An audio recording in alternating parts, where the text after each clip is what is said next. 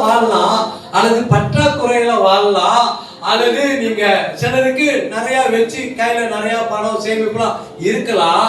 நீங்க இருந்தாலும் சரி, உங்ககிட்ட இருந்தாலும் சரி, உங்ககிட்ட இல்லாம அதாவது ரொம்ப கஷ்டப்படுற நிலைமையில இருந்தாலும் அந்த நேரத்தில், அந்த கஷ்டப்படுற நேரத்திலையும் உங்களுக்கு படி அளக்கிறவர் கர்த்தர் தான். அல்லேலூயா, அல்லேலூயா. நல்லா சந்தோஷமான ஒரு அல்லேலூயா சொல்லுங்க. உங்களுக்கு எல்லாம் தெரியும், நான் அல்லேலூயா கேட்டதான் எனக்கு பிரசங்கமே வரும்னு சொல்லி. நீங்க போட்டிருக்கீங்க காதுல, கழுத்துல, கையில, இதெல்லாம் யார் தெரியுமா கொடுத்தா? கர்த்தர் தான் கொடுத்தாரு. நீங்க நினைப்பீங்க எல்லாம் நான் காசு போட்டு வாங்கின பாச. உண்மைதான், நீங்க காசு போட்டு வாங்குனீங்க. ஆனா உங்களுக்கு சம்பாதிக்க பலனை கொடுத்தது யாரு? கர்த்தர். உங்க கையில பணம் தங்க செய்ய வச்சது யாரு? கர்த்தர். கர்த்தருடைய பிள்ளைகளுடைய நம்பிக்கை அப்படிதான் இருக்கணும். அதுதான் நான் கர்த்தரை சார்ந்து இருக்கிறேன். ஓகே, இப்ப கர்த்தருடைய பிள்ளைகளுடைய ஆசீர்வாதம், ஒரு கர்த்தருடைய பிள்ளையோட ஆசீர்வாதம் நம்முடைய வாழ்க்கையில பெருகணும்னா ஆண்டவர் நமக்கு கற்றுக் கொடுக்கிற ஒரு சிறப்பான வழி ஒண்ணு உண்டு. அது என்னன்னு நினைக்கிறீங்க? ஏதாவது சொல்ல முடியுமா? நமக்கு ஆண்டவர் கற்றுக் கொடுக்கிற ஒரு வழி என்ன? என்ன கற்றுக் கொடுத்தாரு ஆண்டவர் நாம ஆசீர்வாதமாய் வாழ்வதற்கு அப்படின்னு சொன்னா, யாராவது தெரிஞ்சா சொல்லுங்க, நான் உங்ககிட்ட இருந்து கொஞ்சம் கேட்டு கத்துக்கிறேன். ரொம்ப சிம்பிள். கொடுங்கள், அப்பொழுது உங்களுக்கு கொடுக்கப்படும். கொடுங்கள், அப்பொழுது உங்களுக்கு கொடுக்கப்படும்.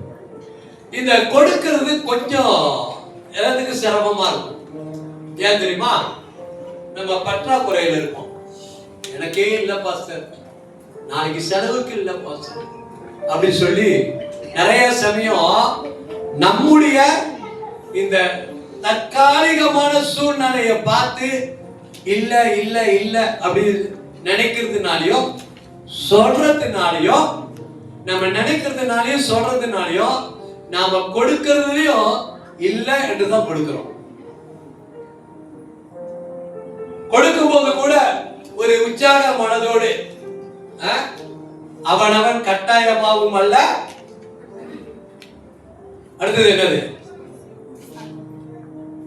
விசனமாயும் இல்ல, தன் மனதின் நியமித்தபடி உற்சாகமாய் கொடுக்க கடவன் அப்படின்னு குறைந்தெல்லாம் நம்ம படிக்கிறோம். எல்லா தசம் பார்க்க என்பதுல அது எழுதியிருப்பாங்க, கொடுங்க, உற்சாகமா கொடுங்க. ஆண்டவர் சொன்னார், கொடுங்க, அப்போது நான் உங்களுக்கு கொடுக்கிறேன் அப்படின்னு. நான் நேற்று கூட உங்கள்கிட்ட சொன்னேன், நாங்க எங்களுடைய வாழ்க்கையில எங்களால முடிஞ்ச மட்டும் தேவனுடைய ஆலயத்துக்கு தசம பாகங்கள், காணிக்கைகள் இதெல்லாம் கொடுக்கிறோம். அது மட்டும் இல்ல, எங்களால முடிஞ்ச மட்டும் யாருக்கெல்லாம் உதவி செய்ய முடியுமோ அவங்களுக்கெல்லாம் உதவி செஞ்சுக்கிட்டே இருக்கிறோம், கொடுத்துக்கிட்டே இருக்கிறோம். ஏன்னா என்னை பார்த்து ஒரு ஒரு ஒரு ஒரு ஒரு ஒரு வெல் நோன் ப்ராஃபட், ஒரு நல்ல தீர்க்கதரிசி என்னை பெயர் சொல்லி அழைத்து, நான் ஏற்கனவே சொல்லியிருக்கேன், என்னை பெயர் சொல்லி அழைத்து, என் போன் நம்பரை சொல்லி என்னை அழைத்து அவர் சொன்னாரு, எனக்கு சொன்ன ஒரு வார்த்தை, நீ கடவுளை பார்க்கணும்னா அதிகமா கொடு அப்படின்னாரு. நீ கடவுளை பார்க்கணும்னா அதிகமா கொடு. சரி, அப்ப நமக்கு நம்ம எல்லாரும் கொடுக்கறத பத்தி நமக்கு ஒரு அளவு தெரிஞ்சிருக்கலாம். ஒருவேளை உங்க பாஸ்டர் அதை பத்தி நிறைய பேசுறாரா பேசலன்றது எனக்கு தெரியல. பட் பொதுவா கிறிஸ்தவர்கள் என்றால் நம்ம எல்லாருக்கும் தெரியும், தேவனுடைய ஆலயத்துல நம்ம கொடுக்கிறோம்.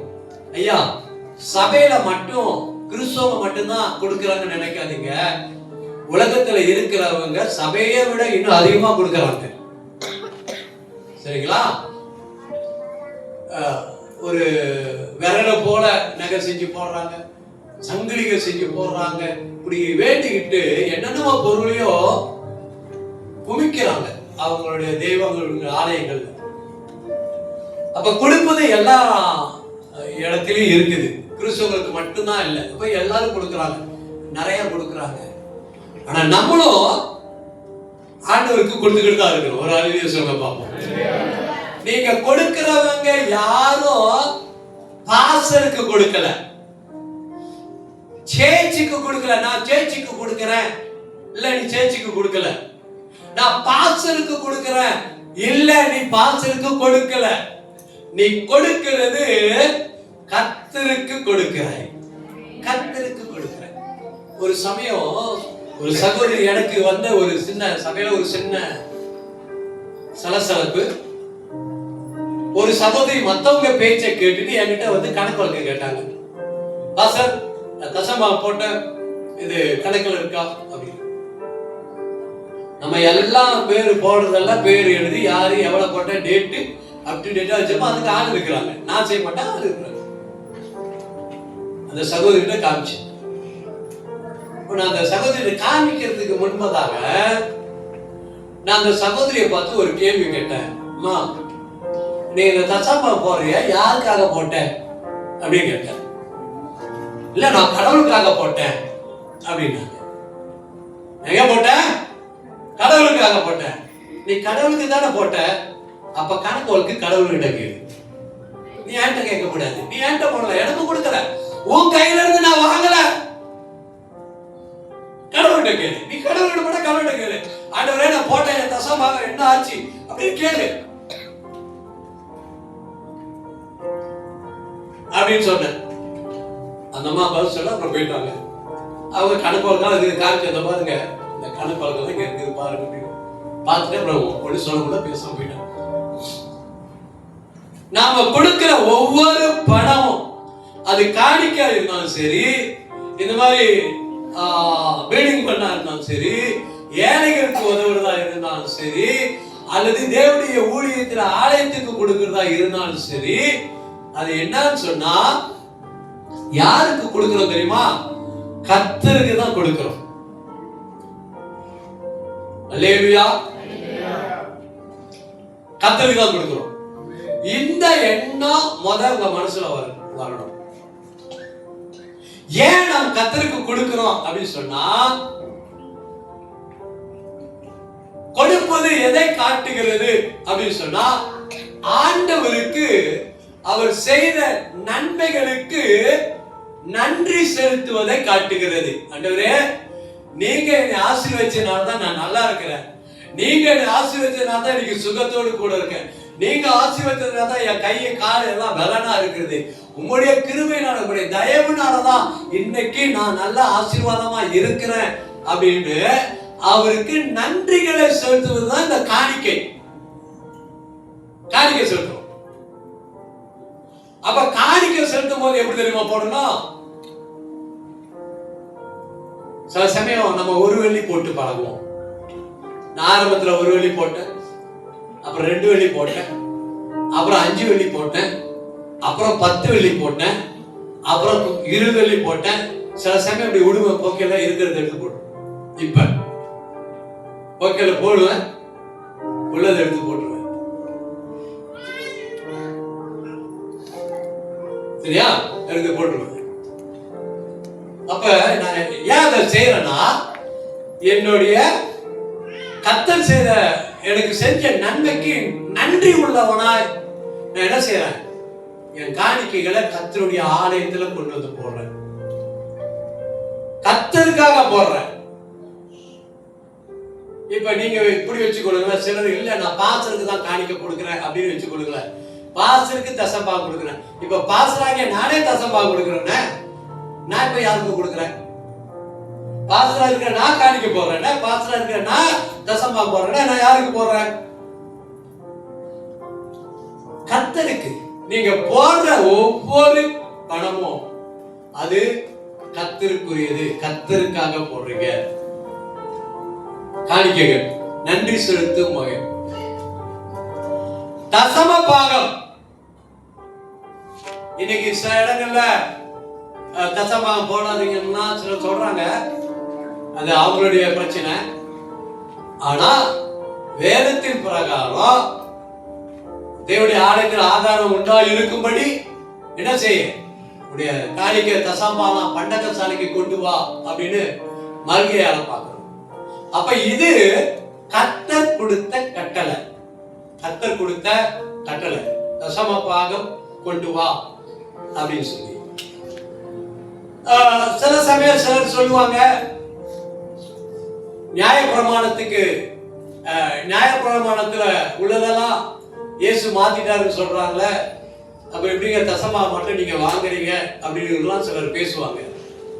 ஆனா நியாயப்பிரமாணம் வருவதற்கு முன்பதாகவே கர்த்தருக்கு கொடுக்க வேண்டும் என்பது நியமிக்கப்பட்டது. கர்த்தருக்கு கொடுக்கணும் என்பது நியமிக்கப்பட்டது. யூதருடைய அவங்க கொடுக்கிற காணிக்கைகள் பாத்தீங்கன்னா நம்ம விட இன்னும் அதிகமா கொடுப்பாங்க. ஆசாரியருக்கு கொடுப்பாங்க, தேவனுடைய ஆலயத்தை பாதுகாக்க கொடுப்பாங்க, தேவனுடைய ஊழியங்கள் செய்வதற்காக கொடுப்பாங்க. இப்படி 3-4 விதத்துல அவங்க என்ன செய்வாங்க, அவங்களுடைய காணிக்கைகளை அனுப்புவாங்க. அது அவங்களுடைய. இப்ப நம்ம ஆவிக்குரிய சபையில நாம என்ன செய்யணும்னு சொன்னா, நம்முடைய தசம பாகங்கள் நாம சம்பாதிக்கிற சம்பாதிக்கல நம்ம என்ன செய்யறோம்னா 10 பங்கை கொண்டு வந்து கர்த்தருடைய ஆலயத்துல போடுங்க அப்படின்னு சொல்லி வேதத்துல நமக்கு சொல்லப்படுகிறது. அது பழைய ஏற்பாடு உபதேசம். 10 பங்கு தேவனுடைய ஆலயத்துல போடுங்க அப்படின்னா 100 வெள்ளி சம்பாதிச்சீங்கன்னா, 1000 வெள்ளி சம்பாதிச்சீங்கன்னா நீங்க கர்த்தருடைய ஆலயத்துல எவ்வளவு போடணும்? 100 வெள்ளி. 100 வெள்ளி போடும் பொழுது நமக்கு கொஞ்சம் ஈஸியா இருக்கும். 100 வெள்ளி தானே பரவாயில்ல அப்படின்னு இருக்கும்.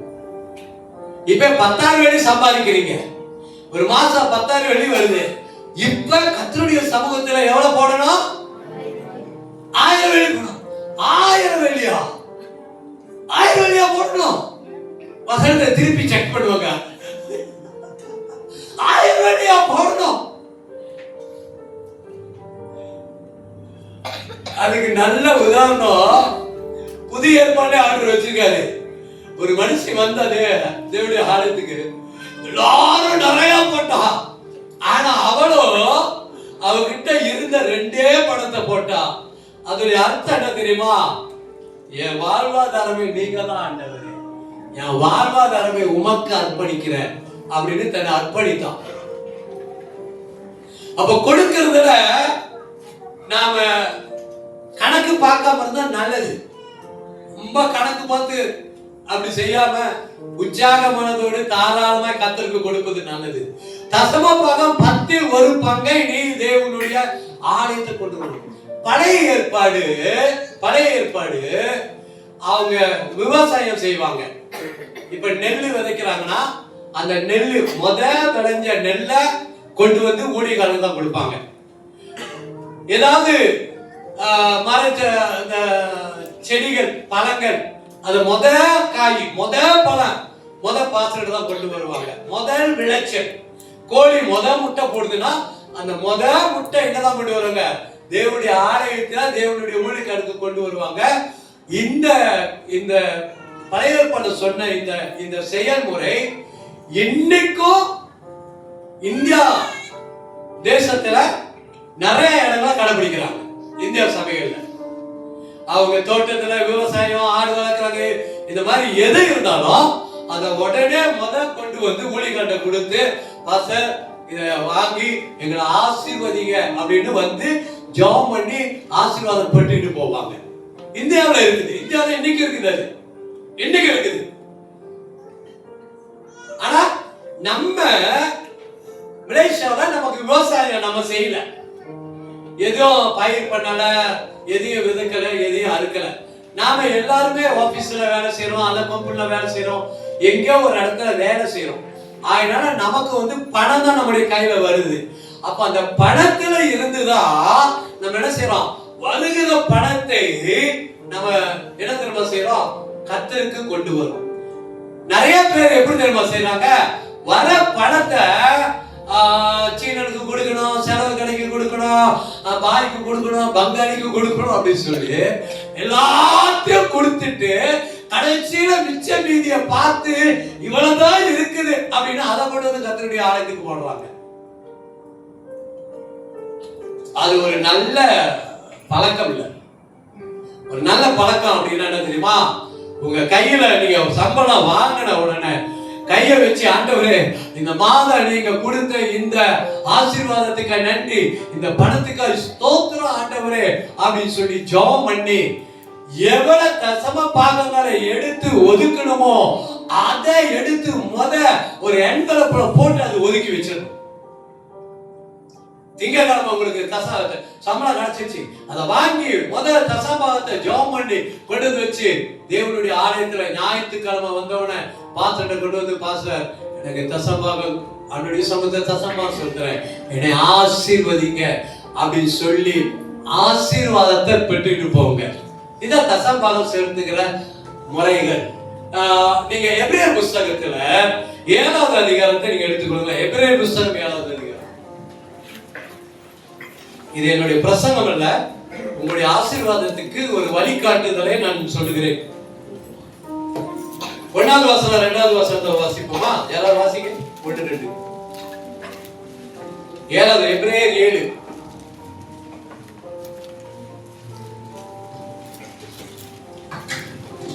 இந்த மேல்கி தேசத்துக்கு சாலோமின் ராஜாவும் உன்னதமான தேவனுடைய ஆசாரியனுமாய் இருந்தான்.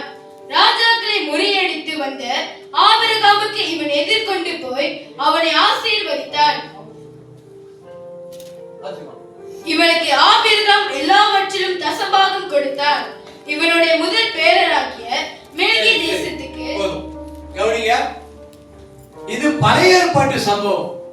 மெல்கிசேதேக் என்ற ஒரு மனுஷன் ராஜாவா ஆசாரியா இருந்தான் பழைய ஏற்பாடு.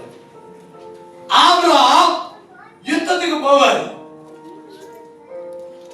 போயிட்டு ஆபிரகாம் ஜெபம் பண்ணாரு, ஆண்டவரே நான் யுத்தத்துக்கு போறேன், நான் ஜெயிச்சுட்டு வந்த பிறகு உமக்கு நான் தசபாகம் கொடுக்கிறேன் அப்படின்னு ஒரு பொருத்தனை பண்ணிட்டு போவாரு. யுத்தத்தை ஜெயிச்சிருவாரு. யுத்தத்தை ஜெயிச்ச பிறகு அங்கிருந்து உடைமைகள், மிருகங்கள், பொருட்கள், பணம் இதெல்லாத்தையும் என்ன செய்வாரு? எடுத்துட்டு வருவாரு. அப்படி எடுத்துட்டு வரும் பொழுது மெல்கிசேதேக்குக்கு கொண்டு வந்து கொடுத்தாரு. ஏன் மெல்கிசேதேக்கு கொண்டு வந்து கொடுத்தாரு நாங்க எழுதப்படுதுன்னா, அந்த நீங்க ஆதியாகமம் வாசிச்சீங்கன்னா அப்பமும் ரசமும் ஆபிரகாமுக்கு மெல்கிசேதேக் கொடுத்தாருன்னு சொல்லப்படும். அதோட ஆவிக்குரிய அர்த்தம் என்னன்னு சொன்னா, நீ எங்க சபையில அங்கத்தினராய் விசுவாசியாய் இருந்து திருவிருந்து எடுக்கிறாயோ அந்த ஆலயத்திலே உன்னுடைய தசம பாகங்களை நீ செலுத்த வேண்டும். சில சமயம் தசம இங்க கொடுக்க மாட்டாங்க, ஊருக்கு அனுப்புவாங்க. அது ஏற்கனவே பெரிய ஊழியமா இருந்து கொட்டி கிடக்கும். அவர் ஊழியத்துக்கு வேணும் அப்படின்றதுக்காக இவங்க என்ன செய்வாங்க? சந்தோஷத்துல அனுப்புவாங்க. நீங்க அனுப்புறது தப்பு இல்லைங்க. நீங்க யாருக்கு அனுப்பினாலும் தப்பு கிடையாது, தப்பு கிடையாது. ஆனா என்ன செய்யணும்? உங்களுடைய சபையில உங்களுடைய தசம பாகத்தை நீங்க கொண்டு வந்து செலுத்தணும் உங்க சபையில. ஏன்னா இதுதான் உங்களுடைய சபை, இதுதான் உங்களுடைய வீடு. அவர்தான் உங்களுடைய மேற்பட், அவர்தான் உங்களை ஆசீர்வதிக்கிறவர், அவர்தான் உங்களை போதிக்கிறவர், அவர்தான் உங்களை நடத்துகிறவர், அவர்தான் உங்களுடைய ஒவ்வொருத்தருடைய ஆத்மாவுக்கு உத்தரவாதம் பண்ணுகிறவர். வெளியே செய்யாதீங்க நான் சொல்லல, செய்யலாம், தவறு கிடையாது. உங்க சபைக்கு செஞ்ச பிறகு மீதம் இருக்குமானா நீங்க பாஸ்டர்கிட்ட சொல்லலாம், பாஸ்டர்கிட்ட கேட்கலாம், பாஸ்டர் இந்த மாதிரி நாங்க செய்யலாமா அப்படின்னு கேட்கலாம். கேட்ட பிறகு பாஸ்டர் சொல்றாரு செய்யுங்க, செய்யலாம், அந்த மாதிரி கேட்டு நடங்க. சரியா? அந்த மாதிரி கேட்டு நடங்க. அப்ப உங்களுடைய சபையில தசமபாகத்தை கொண்டு வரணும். இப்ப நம்ம நினைக்கிறோம், நம்ம என்ன நினைக்கிறோம்னா, நான் சம்பாதிக்கிறேன் 3000 வெள்ளி எனக்கு சம்பளம், இந்த 3000 வெள்ளி என்னுடையது அப்படின்னு உரிமை பாராட்டுறோம். உண்மைதான், நீங்க தான் கஷ்டப்பட்டு வேலை செஞ்சு பாடுபட்டு சம்பாதிச்சு அந்த 3000 வெள்ளி உங்களுக்கு கிடைச்சிச்சு, உண்மைதான். நீங்க தான் உழைச்சீங்க, நம்ம தான் உழைச்சோம், ஆனா நமக்கு கிடைச்சிச்சு. ஆனா அந்த 3000 வெள்ளியில நீங்க எவ்வளவு தசமா பாக போடணும்? சத்தமா தான் சொல்லுங்க, கேட்க மாட்டேது. காசு என்னோட சத்தம் எல்லாம் அப்படியே கீழே போயிருக்கு போலங்க. கீழே போக கூடாது, கொடுக்கணும், ரொம்ப உற்சாகமா இருக்கணும். இல்லையா?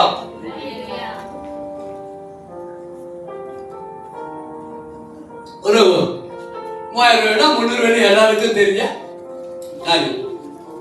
300 வெள்ளி. நீங்க என்ன தெரியுமா நினைக்கணும்? நான் இந்த மாசம் வேலை செஞ்சேன், ஆண்டவர் 3000 வெள்ளி என் கையில கொடுத்தாரு, ஆனா 2200 வெள்ளி மட்டும்தான் என்னுடையது. அந்த 300 வெள்ளி அது கர்த்தருடையது. ஏன்னா அது கட்டளை. கட்டளை கட்டளை அப்படின்னா என்னது? நான் விருப்பம் இருந்தா செய்வேன், விருப்பம் இல்லைன்னா நான் செய்ய மாட்டேன். இல்ல இல்ல இல்ல, கட்டளை என்பது நீ செய்தே ஆக வேண்டும். அதான் கட்டளை. நீ செய்யணும், நீங்க செய்யணும். கர்த்தருக்காக செய்றீங்க. நான் முதல்ல சொல்லிட்டேன், நீங்க கர்த்தருக்காக கொடுக்குறீங்க. பாஸ்டர் முகத்தை பார்த்து கொடுக்காதீங்க, சபையோட நிலைமையை பார்த்து கொடுக்காதீங்க, கர்த்தரை பார்த்து கொடுங்க. கர்த்தரை பார்த்து கொடுங்க, கர்த்தரை பார்த்து கொடுங்க.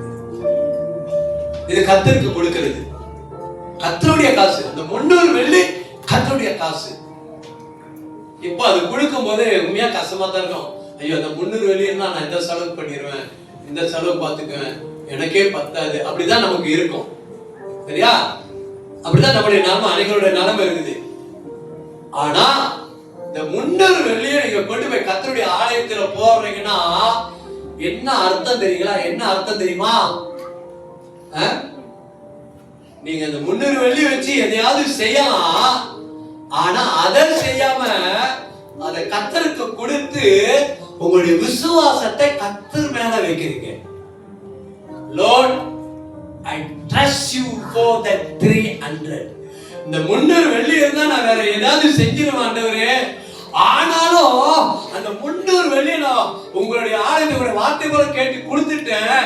இப்ப இந்த 300 வெள்ளிக்கு வேண்டிய தேவையை நீங்க தான் சந்திக்கணும். நான் உங்களை விசுவாசிக்கிறேன் என்பதனுடைய செயலாது. சத்தமே காணோம். சந்தோஷமா இருக்கிறவங்க அல்லேலூயா சொல்லுங்கப்பா. அல்லேலூயா. இன்னொரு காரியம் சொல்றேன், கேளுங்க. இன்னொரு காரியம், என்னுடைய வாலிப காலத்துல நான் மர ஆலையில தான் வேலை செஞ்சேன். சரியா? மர ஆலை அப்படின்னா இந்த வாலிப பிள்ளைங்களுக்கு மர ஆலைன்னா என்னன்னு தெரியாது, சோமே. அதான் வேலை செஞ்சேன், கடினமா வேலை செய்யும். அந்த காலத்துல நான் தான் என்னுடைய கான்ட்ராக்ட், அந்த வேலை என்னுடைய கான்ட்ராக்ட். ஞாயிற்றுக்கிழமை வந்துச்சுன்னா சில சமயம் சில ஆர்டர் அவசரமா செஞ்சு அனுப்பணும். ஞாயிற்றுக்கிழமை செஞ்சு அனுப்பணும். ஞாயிற்றுக்கிழமை நாள நான் சொல்லுவேன், முதலாட்ட சொல்லுவேன், ஞாயிற்றுக்கிழமை நான் சேர்ச்சுக்கு போவேன், வேலைக்கு வர மாட்டேன். முதலாளி சொல்லுவான், இது அவசரமா அனுப்பணும்டா அப்படின்னு. நான் சொல்லுவேன், இல்ல நான் வரமாட்டேன், நான் என் சேர்ச்சுக்கு போகணும். என் மனசுல ஒரு எண்ணம் இருக்கும், அவன் எனக்கு இந்த வேலை கொடுத்தாலும் சரி, அவன் எனக்கு இந்த வேலை கொடுக்காம போனாலும் சரி, ஞாயிற்றுக்கிழமை மிஸ் பண்ண மாட்டேன். அந்த எண்ணம் எனக்கு இருக்கும். இப்ப இந்த ஞாயிற்றுக்கிழமை நான் போனா எனக்கு ஒரு வருமானம் இருக்கும். இப்ப சில சமயம் உங்களுக்கு சொல்றேனே, நீங்க ஞாயிற்றுக்கிழமை ஆறாவது நாள், அல்ல வெள்ளிக்கிழமை ஆறாவது நாள், சனிக்கிழமை ஆறாவது நாள், ஏதோ ஒரு ஆறாவது நாள், ஆனா உங்களுக்கு வேலை இருக்குது. இப்ப அந்த வேலையை நீங்க போய் செஞ்சா உங்களுக்கு வருமானம் இருக்குது. இப்ப உதாரணத்துக்கு நீங்க டாக்ஸி ஓட்டுறவங்க இருக்கீங்க வச்சு கொடுங்களேன். இன்னைக்கு ஆறாதானே, இந்த நாள்ல நான் டாக்ஸி ஓட்டினா எனக்கு வருமானம் கொஞ்சம் கூட கிடைக்கும். எப்பயும் விட சனிக்கிழமை ஞாயிற்றுக்கிழமை கொஞ்சம் கூட கிடைக்கும். அதனால நீங்க என்ன செய்வீங்க, டாக்ஸி ஓட்ட போவீங்க. ஆறாவது நீங்க வர மாட்டீங்க, ஏன்னா வருமானம் கூட கிடைக்கிறதுனால. அந்த நாள், அந்த ஆராதனை நாள நீ டாக்ஸி ஓட்டாம, டாக்ஸி ஓட்டுறதை நிப்பாட்டிட்டு நீ சேர்ச்சுக்கு தேவனுடைய ஆராதனைக்கு வரும் பொழுது உன்னுடைய வருமானத்தை நீ என்ன தெரியுமா செய்யற? அந்த வருமானத்தை தியாகம் செய்யற. அதை விட்டுட்டு தான் நீங்க வரீங்க, தியாகம் செய்றீங்க. அதோடைய மறைவான அர்த்தம் என்னன்னா, அன்னைக்கு வர வேண்டிய வருமானத்தை நீங்க ஆண்டவருக்காகவே விட்டு கொடுத்ததாகவோ அந்த பணத்தை அவருக்காக போட்டதாகவுமாவே இருக்கும். எத்தனை பேருக்கு புரியுது நான் சொல்றேன்? போனா எனக்கு வருமானம் இருக்கும், காசு கிடைக்கும், 300 வெள்ளி 200 வெள்ளி எனக்கு இன்னைக்கு கையில கிடைக்கும். இப்ப நான் போல என்ன அர்த்தம் தெரியுமா? அந்த பணத்தை கர்த்தருக்காக போட்டிருக்கிறீங்க. இது பேருக்கு புரியுது? ஓகே, நான் இதை பத்தி பேசினா அப்புறம் என்னோட பிரச்சனை பண்ண போயிடும், சொல்லி முடிச்சிடறேன். ஆகையினால ஒவ்வொரு திருச்சபையில இருக்கிற பிள்ளைகள், விசுவாசிகள், வேலை செய்கிற ஒவ்வொரு நபரும் உங்களுடைய வருமானத்துக்கு தகுந்த மாதிரி உங்களுடைய தசம பாகங்களை தேவனுடைய ஆலயத்திலே கொண்டு வந்து செலுத்துங்க. ஆலயத்துல கொண்டு வந்து செலுத்துங்க. பழகுங்க. இது வரைக்கும் நீங்க செய்யலையா? பரவாயில்ல, பழகுங்க. தசம பாகத்தை கொடுக்கிறத நிப்பாட்டாதுங்க. பழைய ஏற்பாட்டு பிரகாரம் தசபாகத்துல ஆண்டு சொல்றாரு, கொடுத்து என்னை சோதித்து பாரு. பைபிள்ல என்னை சோதித்து பாருன்னு ஆண்டவர் எங்கேயும் சொல்ல. என்னை கொடுத்து நீ சோதித்து பார். எனக்கு கொடுத்து ஆலயத்துல கொண்டு வந்து கொடுத்து என்னை நீ சோதித்து பாரு அப்படின்றாரு. ஆண்டவர் ஒரு சேலஞ்ச் பண்றாரு, ஒரு சவால் பண்றாரு. நான் என்னுடைய அனுபவத்துல இன்னைக்கு நான் நல்லா இருக்கிறேன்னு சொன்னா, இன்னும் பெரிய கோடீஸ்வரன் ஆவ, ஆனா நான் நல்லா இருக்கிறேன்னு சொன்னா, நாம ஆண்டவருக்காக கொடுக்கிறது, உண்மை உத்தமா வாழ்றது, அவருக்காக ஊழியம் செய்யறதுனாலதான் நான் ஆசீர்வதிக்கப்பட்டே இருக்கிறேன். கொடுக்கிறது, அவருக்காக ஊழியம் செய்யறது, ஏழைகளுக்கு மனம் இறங்குறது. ஒரு குணம் ஒன்று சொல்றேன், ஒரு அடிக்கடி என் சமையல நான் அப்படி சொல்லுவேன், உங்களுக்கும் சொல்றேன், பிடிச்சிருந்தா எடுத்துக்கோங்க, பிடிக்கிறதா என்கிட்ட கொடுத்துருங்க, பரவாயில்ல.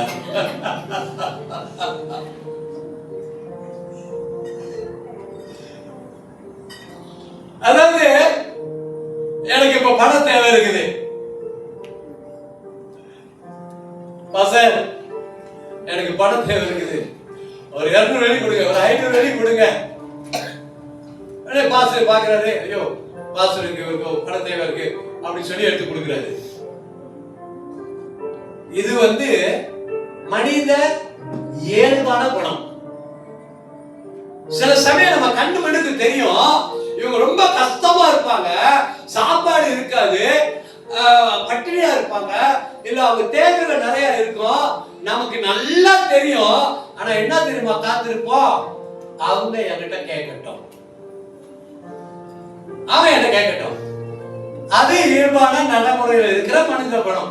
கேட்டா நான் கண்டிப்பா செய்வேன், இயல்பான மனித குணம்.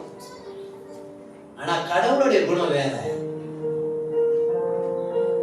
நம்முடைய அப்பாவுடைய குணம் வேற. நம்முடைய அப்பாவுடைய குணம் என்ன தெரியுமா? நீ கேட்கறதுக்கு முன்பதாக அவர் உன்னை தேடி வந்து உன்னை சந்தித்து உனக்கு விலையேறப்பட்ட ரட்சிப்பை கொடுத்தார். யாராவது என்னை ரட்சிங்க போய் கேட்ட ஆண்டவர் உங்களை ரட்சித்தாரு? யாராவது நீங்க சொன்னீங்க, ஆண்டவரே எனக்காக உயிர் கொடுங்க, ஆண்டவரே எனக்காக உயிர் கொடுங்க, அப்புறம் நான் போய் ஏற்றுக்கொள்றேன் அப்படின்னு யாராவது கேட்டமா? இல்ல. நீ கேட்கறதுக்கு முன்பதாகவே அவர் உன் தேவைகளை அறிந்து உனக்காக உயிர் கொடுத்தார். நான் என் சபையில தான் செய்வேன். சிலரை பார்ப்பேன், அவங்க முறையா இருக்கிறாங்க, தேவையா இருக்கிறாங்க, நானே விசாரிச்சு ஐயா அந்த இப்ப சமீபத்துல ஒரு பிரதர்கிட்ட சொன்னேன், உனக்கு எந்த பிரச்சனையா இருந்தா என்ன சொல்லியா? சில சமயம் எனக்கு தெரியாது, உங்களுக்குள்ள என்ன பிரச்சனை இருக்குன்னு எனக்கு தெரியாது, என்ன தேவை இருக்குன்னு எனக்கு தெரியாது, சொல்லு நான் உனக்கு செய்யறேன், ஒன்னும் பிரச்சனை இருந்தா செய்யறேன், இல்லன்னா இல்ல அப்படின்னு நான் சொல்லி ஒரு 3 நாள் 4 நாள் அவர் கண்டிப்பா என்கிட்ட கேட்டாரு. நானும் செஞ்சேன், என்னால முடிஞ்சதை செஞ்சேன். பார்க்காம நமக்கு ஒருத்தங்க தேவையில இருக்காங்க, கஷ்டத்துல இருக்கிறாங்க, செய்யணும். சபையில ஒரு தேவை இருக்குது, உங்களை கூப்பிட்டு உட்கார வச்சு மீட்டிங் போட்டு அப்படிலாம் இல்லாம சபையினுடைய தேவை இருக்குது, முன் வந்து கொடுக்கணும். இன்னொன்னு சொல்றேன், இதெல்லாம் ரொம்ப பேர் ஏற்றுக்கொள்ள மாட்டீங்க, இருந்தாலும் நான் செய்யறத பழகிறத உங்களுக்கு சொல்றேன். எனக்கு வந்து ரொம்ப விலை உயர்ந்த சட்டை போடலாம் நான் ரொம்ப விரும்ப மாட்டேன். இது கூட விலை போடலாம், என் மக வாங்கி கொடுத்தாங்க. நான் சூப்பர் மார்க்கெட் எல்லாம் போனா மிஞ்சி மிஞ்சி போனா 70 வெள்ளி 80 வெள்ளி இதுக்குள்ளேயே தான் நான் பார்ப்பேன். 100 வெள்ளி 100 வெள்ளிக்கு மேலானா நான் அங்க போய் வாங்கணும்னு விரும்ப மாட்டேன். அவ்வளவு போதும் அப்படின்னு நினைப்பேன். ஆடம்பரம் நமக்கு வேண்டாம் அப்படின்னு நினைப்பேன். ஆனா சில சகோதரிமாருங்க போட்டு வருவாங்க பாருங்க, அப்படியே சும்மா ஜிக்கி ஜிக்கி ஜிக்கி ஜிக்கி ஜிக்கின்னு ஒரு உடுப்பே 1000 வெள்ளி 500 வெள்ளி 1500 வெள்ளி அப்படின்னு சொல்லி அப்படி போட்டு வருவாங்க பாருங்க. அப்படியே நல்லது, நல்லா போடுங்க, நல்லா போடுங்க. நான் என்ன தெரியுமா செய்வேன், நான் என்ன தெரியுமா நினைப்பேன், நீ 1000 வெள்ளிக்கு போட்டு ஜிக்கி ஜிக்கி ஜிக்கின்னு மினுக்கிட்டு வரிய, ஏழை ஒருத்தன் இருக்கிறானே, ஏன் 500 வெள்ளி சட்டை நீ வாங்கி போட்டுட்டு அந்த 500 வெள்ளி ஏழைக்கு நீ வாங்கி கொடுக்கலாமே அப்படின்னு நினைப்பேன். அப்படிதான் நான் செய்வேன். நான் செய்யறதுதான் உங்களுக்கு சொல்றேன், சும்மா கதை சொல்லல. யாருக்காவது நம்ம ஏதாவது செய்ய முடியுமா? நான் 200 வெள்ளி சட்டை போட்டு பெருமை பாராட்டுறதை விட 100 வெள்ளி சட்டை போட்டு அந்த 100 வெள்ளி ஒரு ஏழைக்கு எவனலாம். கடவுளுடைய குணம். அவர் என்ன செஞ்சாரு, நமக்கு இறங்கி வந்து நமக்கு நன்மை செய்தார்.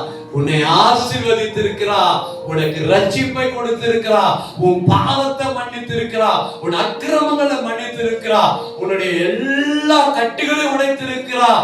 இன்றைக்கு உன்னை ஆசீர்வதித்து இந்த பூமியிலே சமாதானமாய் வாழும்படி கர்த்தர் வைத்திருக்கிறார். அப்ப இந்த மாதிரி திங்கிங்ல வாழ்த்துங்க. இதெல்லாம் கடவுளுடைய திங்கிங். எல்லாரும் செய்ய மாட்டாங்க. இதெல்லாம் ஆண்டவர் எனக்கு கிருபையா கொடுக்கிறதுனால நான் செய்ய முயற்சிக்கிறேன், செய்ய முயற்சிக்கிறேன். இன்னும் செய்யணும். மேபி அடுத்த தடவை நான் வந்தனா இன்னும் இதை விட பெரிய பெரிய காரியம் சொல்லுவேன்.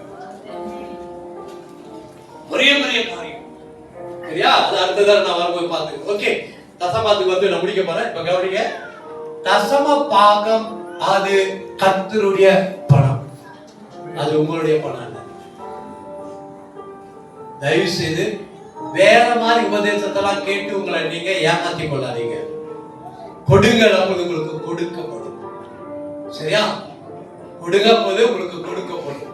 என்னுடைய பண்டக சாலையில ஆகாரம் உண்டாயிருக்கும்படி பணங்கள் எல்லாம் கொண்டு வந்து பண்டக சாலைக்கு வாங்க. அப்பொழுது என்ன சொல்றது, அப்பொழுது எப்பொழுது நீ பணத்தை தேவனுடைய ஆலயத்துக்கு கொண்டு வந்து கொடுக்கும் பொழுது தேவன் வானத்தின் பலகணிகளை திறந்து இடம் கொள்ளாமல் போக மட்டும் உன்மேல் ஆசீர்வாதத்தை வருஷிக்க பண்ணுவார். ஆசீர்வாதம் பெற்று போனதுமா இப்படி அல்லேலூயா சொல்றீங்க?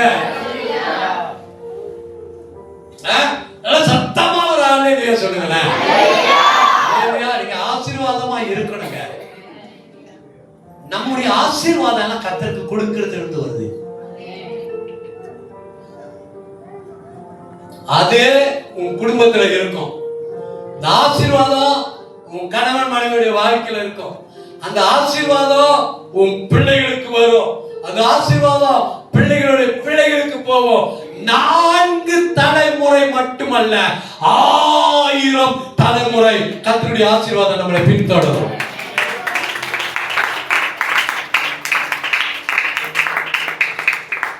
அதான் தாவீது சொல்லும்போது சொன்னாரு, நன்மையும் கிருபையும் ஜீவனுள்ள நாளெல்லாம் என்னை பின்தொடர்ந்து வரும். ஒரு அல்லேலூயா சொல்லுங்க பாப்பா.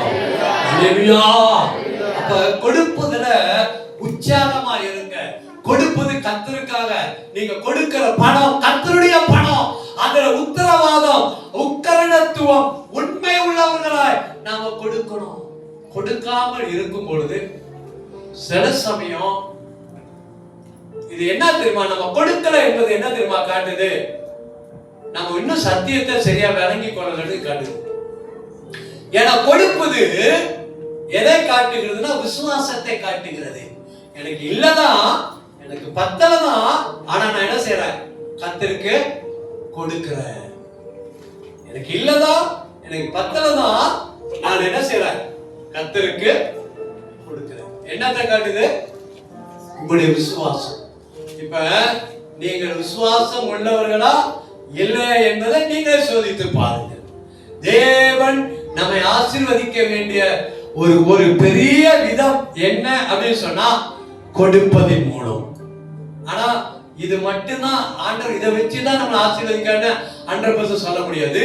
ஒரு விதம் நாம் கர்த்தருக்கு கொடுக்கிறது மூலமா தேவன் தன்னுடைய வானத்தின் பலகணிகளை திறந்து நம்மை இடம் கொள்ளாமல் போகும் மட்டும் நம்மை ஆசீர்வதித்துக் கொண்டே இருப்பார். ஒரு அல்லேலூயா சொல்லுங்க. அல்லேலூயா. கர்த்தர் நல்லவர் என்பதை ருசித்து பார். அவர் மேலே நம்பிக்கை இருக்கிற மனுஷன் பாக்கியவான். எப்படிங்க கர்த்தரை ருசிக்க முடியும்? Exercise your faith. விசுவாசத்துல பழகணும். விசுவாசத்துல நான் கர்த்தரை நேசிக்கிறேன், கர்த்தருக்காக பரிசுத்தமா வாழ்வேன், ஜெபம் பண்ணுவேன், வேதத்தை வாசிப்பேன், ஊழியம் செய்வேன், கட்டளைகளுக்கு கீழ்ப்படிவேன், தேவனுடைய ஆலயத்துல ஆராதனை பண்ணுவேன், காணிக்கை தசமாக போடுவேன், தேவனுடைய பந்தியில திருவிருந்து ஆராதனையில நான் பங்கு பெறுவேன். திருவிருந்து ஆராதனை ரொம்ப முக்கியம் தெரியுமா? ரொம்ப ரொம்ப முக்கியமான ஒரு ஆராதனை திருவிருந்து ஆராதனை. ஆகையினாலே கர்த்தர் நம்மை ஆசீர்வதிக்கிற ஆசீர்வாதம் எங்க தெரியுமா அடங்கி இருக்கிறது? நாம் கர்த்தருடைய ஆலயத்திலே கொண்டு வந்து இந்த காணிக்கை தசம்பாகங்களை செலுத்தி நம்ம என்ன செய்றோம்? கர்த்தரை மகிமைப்படுத்துகிறோம். இந்த பணம் கர்த்தருடைய ராஜ்யத்துக்கு, ஊழியத்துக்கு, கர்த்தருடைய ஊழிய வேலைகளுக்கு பயன்படுகிறது. நீங்க இது செய்றீங்களா என்னமோ எனக்கு தெரியல. முடிஞ்சிச்சுன்னா மிஷன் காணிக்க ஒரு காணிக்கை எடுக்கணும். எங்க சபையில நாங்க செய்றோம் மிஷன் காணிக்கை. சேர்ச்சி காணிக்கை ஒண்ணு எடுப்போம், மாசத்துல மிஷன் காணிக்கை ஒண்ணு எடுப்போம். இந்த மிஷன் காணிக்கை ஜனங்க கொடுப்பாங்க. அந்த காணிக்கை எடுத்து கஷ்டப்படுற ஊழியக்காரவங்க, தேவையுள்ள ஊழியக்காரவங்க, அது உள்நாடா இருக்கலாம் அல்லது வெளிநாடா இருக்கலாம், அவங்களுக்கு இந்த பணத்தை கொடுத்து நீங்க அங்க ஊழியத்துக்கு போவாமலே உங்க பணத்து மூலமா இந்த ஊழியத்தை நீங்க என்ன தெரியுமா செய்யலாம்? மற்ற ஊழியக்கார நீங்க தாங்கலாம். ஒரு அல்லேலூயா சொல்லுங்க பாப்போம். அல்லேலூயா. அது வேதத்துல உள்ளது. பவுல் அப்படிதான் அடிக்கடி தர்ம பணங்களை வாங்கிட்டு கொண்டு போயிட்டு தேவைப்படுகிற மக்களுக்கு பணத்தை கொடுத்து ஊழியம் செஞ்சாரு. பைபிள்ல உள்ளதான், பைபிள்ல உள்ளதான். இதுவே பைபிள்ல இல்லாத இல்லை. அதனால கொடுத்து கர்த்தருடைய ஆசீர்வாதத்தை பெற்றுக் கொள்ளுங்க. அல்லேலூயா, அல்லேலூயா. அதனால சந்தோஷமா தான் சொல்லுங்க. ஃபாதர் நல்லா பாடுறாரு. முகம் மலர்ந்து கொடுப்பவன் கர்த்தர் நேசிக்கிறார், உற்சாக மனதுடனே கொடுத்திடுவோம். அப்ப கொடுக்கும் போது முதல்ல சுழிக்காதீங்க. கட்டாயத்தோடு விசனத்தோடு கொடுத்தீங்கன்னா ஆசீர்வாதம் போயிருங்க. சந்தோஷமா முக மலர்ச்சியோடு கொடுங்க. ஏன் தெரியுமா? நீங்க வானத்தையும் பூமியும் படைத்த தேவனுக்கே கொடுக்குறீங்க. எவ்வளவு பெரிய காரியம் தெரியுமா? ஆண்டவர் அது நமக்கு ஒரு சிலாக்கியமாய், நமக்கு ஒரு ஆசீர்வாதமாய், பாக்கியமா கொடுத்திருக்கிறாரு. அவருக்கு கொடுப்பது அல்லேலூயா. இதே சந்தோஷமா இருக்கீங்க. ஓகே, இன்னைக்கு என்னுடைய செய்திக்கு வந்துடுறேன். பரவாயில்ல, ரொம்ப நாள் அனுப்பி பண்ண கவலைப்படாதீங்க. ஆனா சொல்ல வந்த செய்தியை இன்னைக்கு பாஸ்டர் எனான்டிக் சர்வீஸ் அப்படின்னு சொன்னதுனால இன்னைக்கு எனான்டிக்கை பத்தி பேச போறேன். அபிஷேகத்தை பத்தி நான் பேச போறேன். எனான்டிக் பேசிட்டு பிறகு எனான்டிக்காக அபிஷேகத்துக்காக நான் ஜெபம் பண்ண போறேன். பாஸ்டர் சொல்லிட்டாரு நீங்க டைம் எடுத்துங்க அப்படின்னு சொல்லிட்டாரு. இருந்தாலும் நான் உங்களை ரொம்ப சோதிக்க மாட்டேன், கவலைப்படாதீங்க. கரெக்டான டைம்ல நான் முடிச்சிருவேன். ஆனா அது 11 12 எனக்கு தெரியாது. ஸ்தோத்திரம். அல்லேலூயா அல்லேலூயா. ஓகே, இந்த அனாயிண்டிங் அபிஷேகத்தை பத்தி பேசுறோம். சரி, கேள்வி, நாம எல்லாம் இன்னைக்கு கர்த்தருடைய பிள்ளைங்க, தேவனுடைய ஆலயத்தில் இருக்கிறோம். நமக்கு அடிப்படையான ஒரு பெயர் கொடுக்கப்பட்டிருக்குது. என்னது? நமக்கு கொடுக்கப்பட்ட அடிப்படையான ஒரு பேர் என்ன தெரியுமா? நாம எல்லாம் கிறிஸ்தவர்கள் அப்படின்னு பெயர். ஆமாவா இல்லையா? ஹலோ, ஆமாவா இல்லையா? இப்ப கிறிஸ்தவங்களா, நான் கிறிஸ்தவன் அப்படின்றவங்களா கை காட்டுங்க பாப்போம்.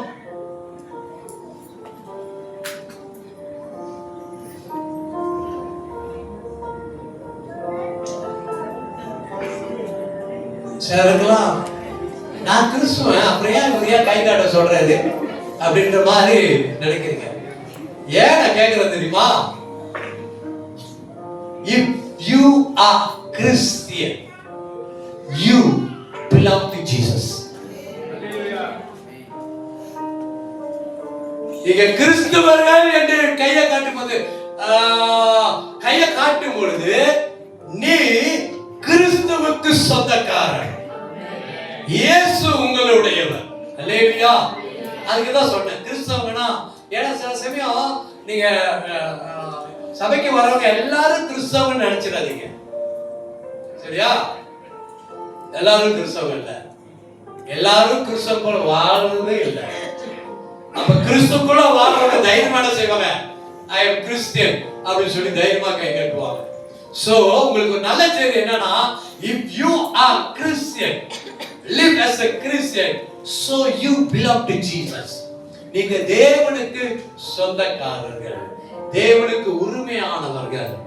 இப்ப நம்ம கிறிஸ்தவர்களா இருக்கிறதுனால கிறிஸ்டியன் நம்ம சொல்றோம். கிறிஸ்டியன், இந்த கிறிஸ்டியன் என்பதனுடைய அர்த்தம் என்ன தெரியுமா? கிரைஸ்ட். கிரைஸ்ட் அங்க வருது. கிறிஸ்துனா என்ன அர்த்தம் யாருக்கு தெரியுமா? கிறிஸ்துனா அந்த கிறிஸ்துவ வார்த்தை தான் கிறிஸ்டியன் என்ற வார்த்தை வருது.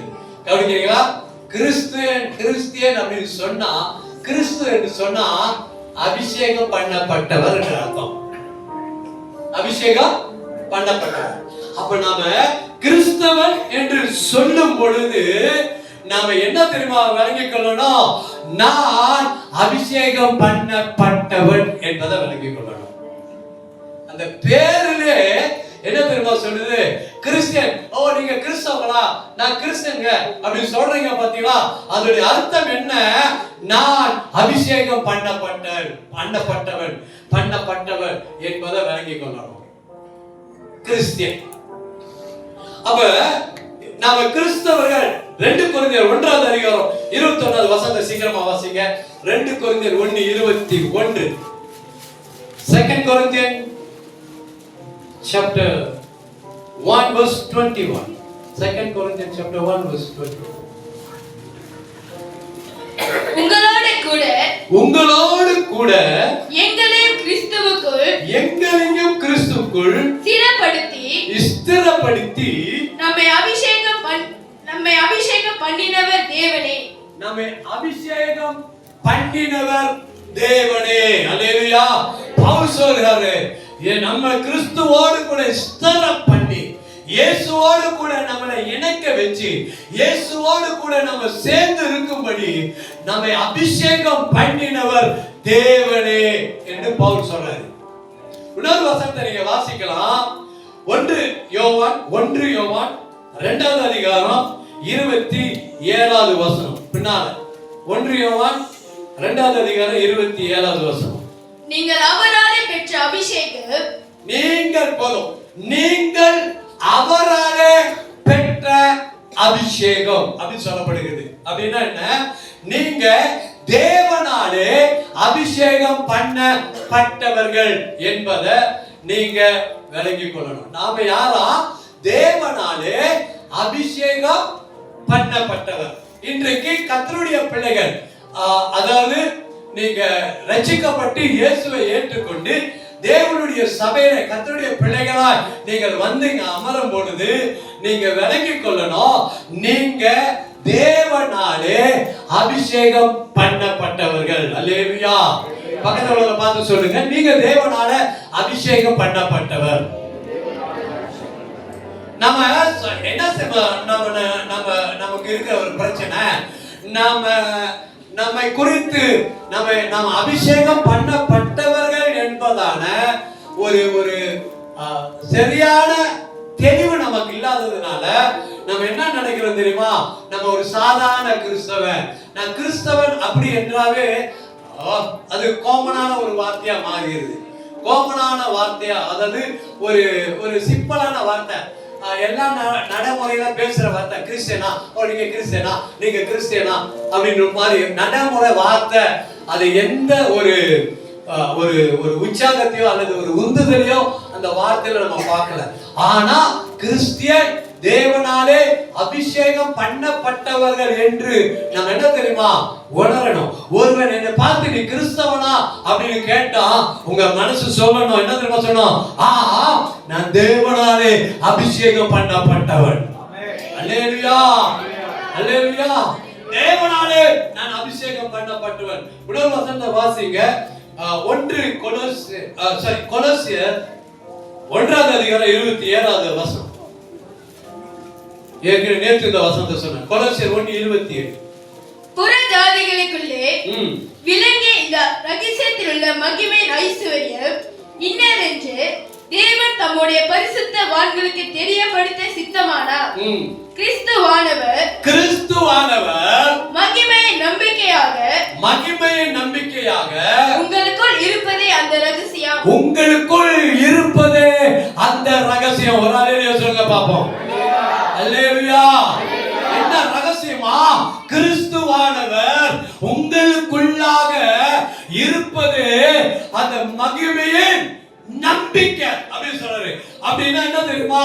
எனக்கு பிரியமான கர்த்தருடைய பிள்ளையே, தேவனால் தேர்ந்தெடுக்கப்பட்ட பிள்ளையே, நீ கிறிஸ்தவராய் கர்த்தருடைய பிள்ளையை ஏற்றுக்கொண்டு தேவனுடைய ஆலயத்தில் அமர்ந்து இருக்கிற உனக்குள்ளாக கிறிஸ்து வாழ்கிறார், உனக்குள்ளாக இயேசு இருக்கிறார். ஆகையினாலே உன் வாழ்க்கையை குறித்து, உன் எதிர்காலத்தை குறித்து உனக்கு ஒரு நம்பிக்கை உண்டு. ஒரு அல்லேலூயா சொல்லுங்க பாப்போம். அல்லேலூயா. உங்க எதிர்காலத்தை குறித்து ஒரு நம்பிக்கை, உங்க வாழ்க்கை குறித்ததான ஒரு நம்பிக்கை. ஏன் தெரியுமா?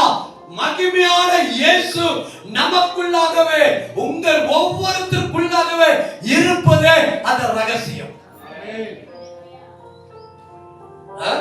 பவுலதான் கலாத்தியர்ல சொல்வாரு, இனி நான் அல்ல, கிறிஸ்துவே என்னில் ஜீவிக்கிறார். இனி நான் அல்ல, நான் சிலுவையில் அறையப்பட்டுட்டேன். இனி நான் வாழ்றதில்ல, கிறிஸ்து தான் எனக்குள்ள வர. கலாத்தியர் 2:20 கிறிஸ்து தான் எனக்குள்ள வர்றான். இனி நான் வாழ்றதில்ல, கிறிஸ்து தான் என் வாழ்க்கை. கிறிஸ்துனால தான் நான் இதுவரைக்கும் வாழ்ந்துட்டு இருக்கேன். கிறிஸ்து தான் என்னை இதுவரைக்கும் வாழ வச்சுக்கிட்டு இருக்காரு. இயேசு தான் இதுவரைக்கும் என்னை நடத்திக்கிட்டு இருக்காரு.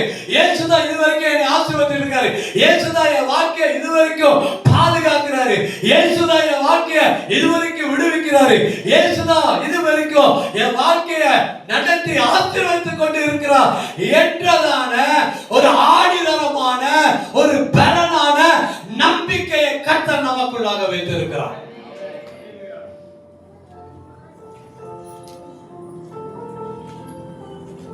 கிறிஸ்துவ கை காட்டுங்க, எல்லாரும் கை காமிச்சிங்க. ஆனா அந்த கிறிஸ்து எங்க இருக்காரு தெரியுமா? உங்களுக்குள்ளாக தான் இருக்கிறாரு. உங்களுக்குள்ளாக தான் இருக்கிறாரு.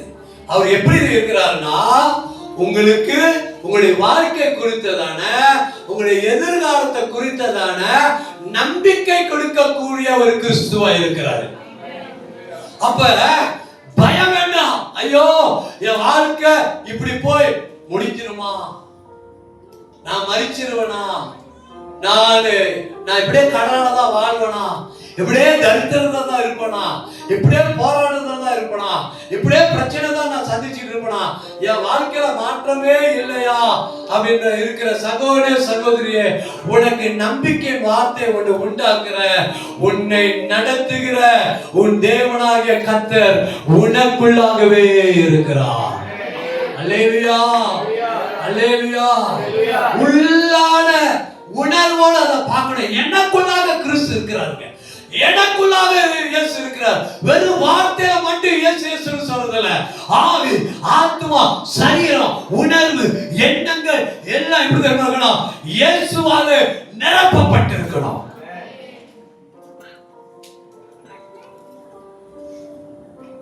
என்னது? நமக்கு ஒரு நம்பிக்கை உண்டு, உங்களுக்கு ஒரு நம்பிக்கை உண்டு. பக்கத்துல பார்த்து சொல்லுங்க, உங்களுக்கு ஒரு நம்பிக்கை உண்டு. உங்களுடைய எதிர்காலத்தை குறித்து உங்களுக்கு ஒரு நம்பிக்கை உண்டு. உங்க வாழ்க்கையை குறித்துதான் உங்களுக்கு ஒரு நம்பிக்கை உண்டு. உங்க பிள்ளைகளை குறித்துதான் உங்களுக்கு ஒரு நம்பிக்கை உண்டு. ஏன்? வாழ வைக்க தெய்வம் இயேசு நமக்குள்ளாக இருக்கிறார், உங்களுக்குள்ளாக இருக்கிறார். அல்லேலூயா. கரங்களை தட்டலாமே அந்த நல்ல தேவனுக்கு. நீங்க உண்மை ஆவில இணையல, ஆவில நீங்க ஒண்ணு இணையல. நீங்க கை தட்டுற விதம், நீங்க சொல்ற அல்லேலூயா விதம், உங்க ஆவி ஸ்ட்ரகிள் பண்றதை நான் பார்க்கிறேன். இயேசு அப்படின்னு அப்படியே உள்ளுக்கு ஒரு துடிப்பு வரணும். இயேசு என்றதுமே எனக்கோர் இன்பம் பிறக்குதம்மா அப்படின்னு இயேசு அப்படி சொன்னாலே நமக்குள்ள எப்படி தெரியுமாக்கணும்? அப்படியே ஒரு புத்துணர்ச்சி. இயேசு என் கூட இருக்கிறார். எவ்வளவு பெரிய நம்பிக்கையான வார்த்தை உங்ககிட்ட சொல்லிக்கிட்டு இருக்கிற.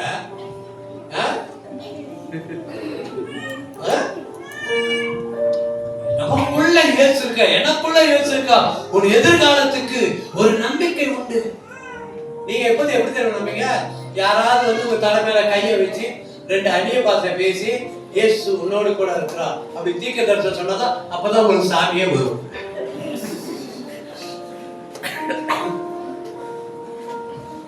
நான் சொல்றதே தீர்க்க தரிசனம் தான். அல்லேலூயா, அல்லேலூயா.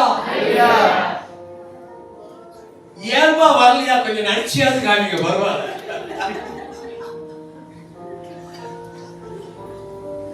இயல்பாவுக்கு வரல, பரவாயில்ல. இயேசு பத்தி பேசுறாங்க, அதுக்காவது கொஞ்சம் வாங்க அப்படின்னு. அப்ப பாருங்க, கிறிஸ்துவுக்கு மேல கர்த்தர் ஒரு அபிஷேகத்தை வைத்திருக்கிறாரு.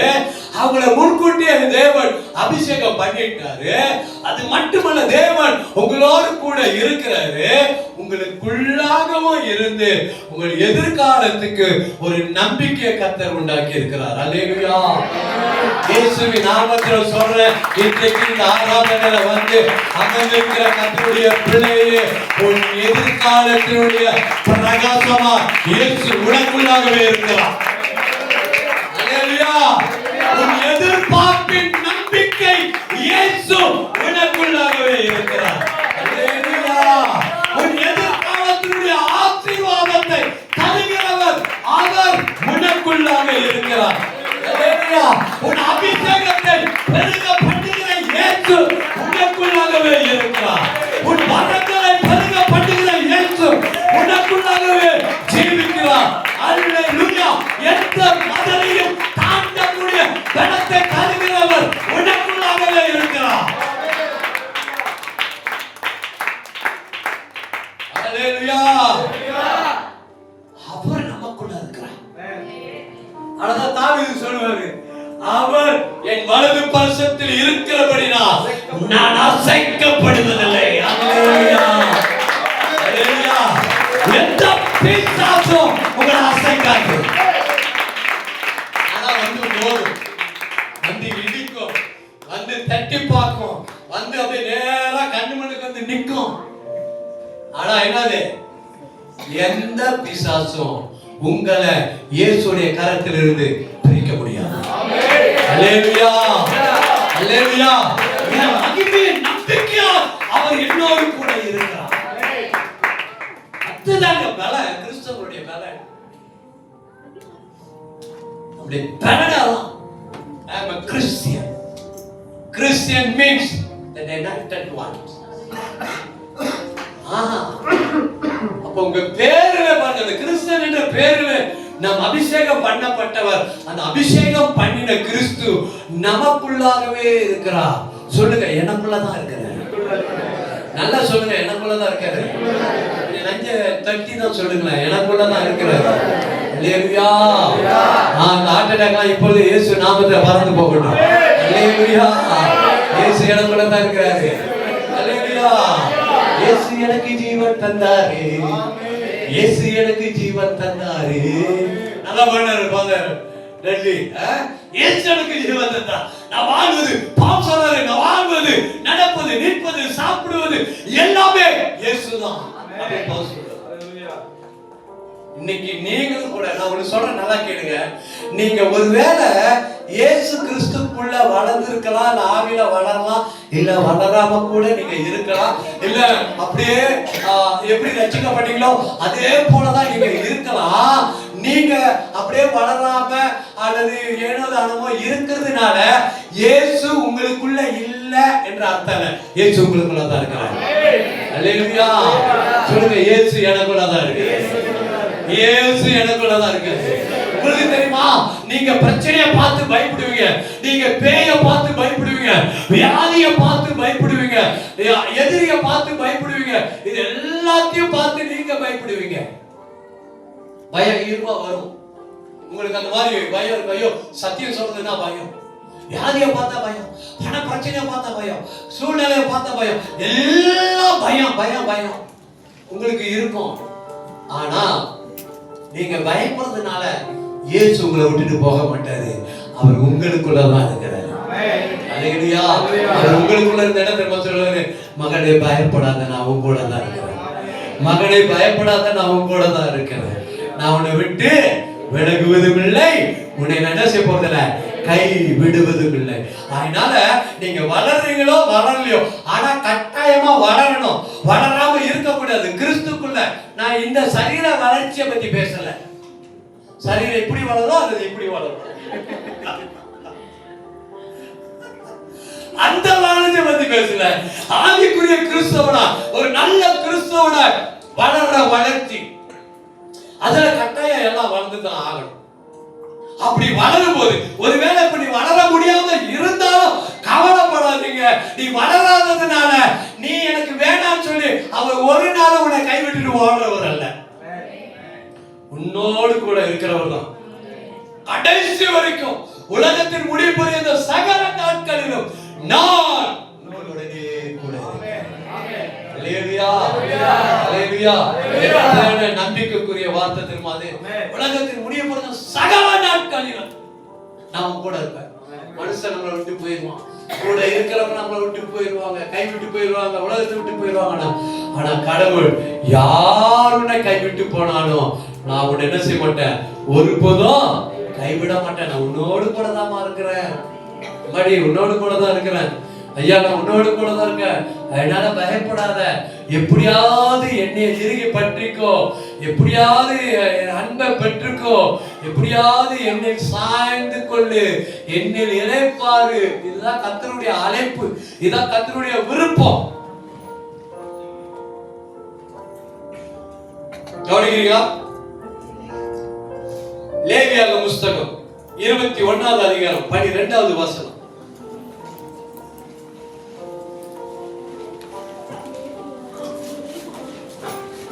The அபிஷேகம், the anointing.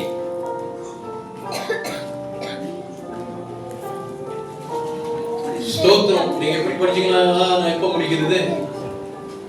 லேவியாகமம் 21:12. பரிசுத்த ஸ்தலத்தில் இருந்து, பரிசுத்த நல்லா கேளுங்க, பரிசுத்த ஸ்தலத்தில் இருந்து, தேவனுடைய ஆலயத்தில் இருந்து புறப்படாமலும் தன் தேவனுடைய பரிசுத்த ஸ்தலத்தை பரிசுத்த குலைச்சலாக்காமலும் இருப்பானாக. அவனுடைய தேவனின் அபிஷேக தைலம் என்னும் கிரீடம் அவன் மேல் இருக்கிறது. அவனுடைய தேவனுடைய அபிஷேகம் என்னும் கிரீடம் அவன் தலை மேல் இருக்கிறது. அப்ப என்ன சொல்றாரு? மேல படிக்கும் போது சொல்றாரு, தேவனுடைய ஆலயத்தை விட்டு விலகாமலும், தேவனுடைய ஆலயத்தின் பரிசுத்த கொலைச்சல் உண்டாக்காமலும் இல்லாமலும் நீ தேவனுடைய ஆலயத்தில் இருக்கும் பொழுது தேவன் என்ன தெரியுமா, அவர் தேவனின் அபிஷேகம் என்ன கிரீடம் அவன் தலைமே இருக்கும். ஒரு அல்லேலூயா சொல்லுங்க. அல்லேலூயா. யாரெல்லாம் தேவனை நேசித்து சபையை நேசித்து ஊழியக்காரனை நேசித்து சபைக்காக ஓடி ஓடி தன்னுடைய காலத்தில் நேரத்தில் செலவு செய்து ஆலயம் ஊழியம் சபை ஊழியக்கார விசுவாசிகள் தேவனுடைய ராஜ்யம் என்று சொல்லி அதிக முக்கியத்துவம் கொடுத்து வாழ்றாங்களோ அவங்களுடைய தலையெல்லாம் தேவனுடைய அபிஷேகம் என்கிற ஒரு கிரீடம் அவர்கள் மேல் இருக்கிறது. நம்ம கண்ணுக்கு தெரியல நம்ம மேல ஒரு கிரீடம் இருக்கிறது என்பது. ஆனா உங்களுக்கு தெரியுதோ இல்லையோ, என் மேல ஒரு அபிஷேகம் கிரீடம் இருக்கிறது என்பது, பாஸ்டர் மேல ஒரு அபிஷேகம் கிரீடம் இருக்கிறது என்பது, கர்த்தருடைய ஆலயத்தில் வாஞ்சியா இருக்கிற கர்த்தருடைய பிள்ளைகள் மேல் ஒரு அபிஷேகம் என்னும் கிரீடம் அவர்கள் தலைமையில் இருக்கிறது. யாரு கண்ணுக்கு தெரியுதோ தெரியலையோ, சாத்தானுடைய கண்ணுக்கு ரொம்ப நல்லாவே தெரியும். அவனுக்கு தெரியும் இந்த ஆள் மேல என்ன கிரீடம் இருக்கு, இந்த ஆள் மேல என்ன மாதிரி ஒரு அபிஷேகம் இருக்குது, இந்த நபர் மேல என்ன மேல ஒரு அபிஷேகம் இருக்குது, இந்த அம்மா மேல என்ன மாதிரி ஒரு அபிஷேகம், சகோதரி மேல என்ன மாதிரி அபிஷேகம் இருக்குது. பிரியமான கர்த்தருடைய பிள்ளையே, நீ ஆண்டவருடைய ஆலயத்துல செய்கிற சேவைய விட்டுறாத, நீ ஆண்டவருடைய ஆலயத்துல செய்கிற ஊழியத்தை விட்டுறாத, நீ ஆண்டவருடைய ஆலயத்துல செய்கிற ஒவ்வொரு காரியத்தையும், அது எந்த வேலையா இருந்தாலும், ஒருவேளை நீ கூட்டி பொறுக்கிற வேலையா இருக்கலாம், ஒருவேளை பராமரிக்கிற வேலையா இருக்கலாம், ஒருவேளை காணிக்கை தசம பாகங்களை கொடுத்து ஊழியர்களை தாக்குற வேலையா இருக்கலாம், எந்த வேலையா இருந்தாலும் அதை ஒருபோதும் விட்டுறாத. அப்படி நீ விடாமல் இருக்கும் பொழுது தேவனுடைய அபிஷேக தைலம் உன் மேல இருக்கும் என்பதை இப்போது உங்களுக்கு மகிழ்ச்சியா நான் தெரிவிக்கிறேன்.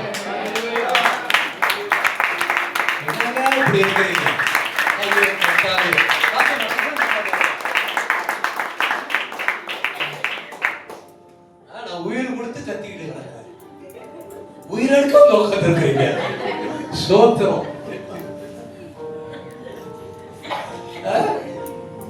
எந்த வேலையை விட்டுறாதீங்க. இல்ல சிலர் சொல்றாங்க, பார்த்தா எந்த ஊழியம் செய்யல, உண்மையா சேர்த்து வரியா, ரொம்ப சந்தோஷம், உண்மையா வந்துகிட்டே இருக்கு, விட்டுறாத. உண்மையா ஆராதனை பண்றியா, உண்மையா ஆராதனை பண்ணு. எந்த வேலையை நீ கர்த்தருக்கு செய்தாலும் அது இடையில விட்டுறாத, அதை தொடர்ச்சியா செய்து கொண்டிரு. அல்லேலூயா, அல்லேலூயா. நீ செய்வேன்றா ஒரு அல்லேலூயா சொல்லுங்க பாப்போம். நிறைய சத்தம் கேக்குது. Very good. கடவுளுக்காக, ஆண்டவருக்காக நம்ம எதை செய்தாலும் யாருக்கு தெரியுமா? கர்த்தருக்காக. நான் ஆண்டவருக்கு தான் செய்றேன். ஆண்டவருக்கு ஆலயத்துக்கு எதுக்கு வரேன்? ஆண்டவருக்காக தான் வரேன். ஆராதிக்கிற எதற்காக? ஆண்டவருக்கு தான். நான் கீழ்ப்படிகிறேன் ஏன்? ஆண்டவருக்காக தான். நான் வேலை செய்றேன் ஏன்? ஆண்டவருக்காக தான். இப்படி விடாம ஆசையா செய்யுங்க. கடவுளுடைய காரியத்தை ஆசையா செய்யுங்க, சந்தோஷமா செய்யுங்க. உங்க மேல கடவுளுடைய கிருபை கண்டிப்பா இருக்குங்க. அந்த கிரீடம் உங்க மேல இருக்கும். ஒருவேளை உங்களுக்கு கண்ணுக்கு தெரியாது, ஒருவேளை உங்க கண்ணு அதை பார்க்கல, ஒருவேளை யாரோ உங்க மேல கிரீடம் இருக்குன்னு சொல்ல வரல, இன்னைக்கு நான் வந்திருக்கேன் அதை சொல்ல. ஒரு அல்லேலூயா சொல்லுங்க பாப்போம். அல்லேலூயா, அல்லேலூயா.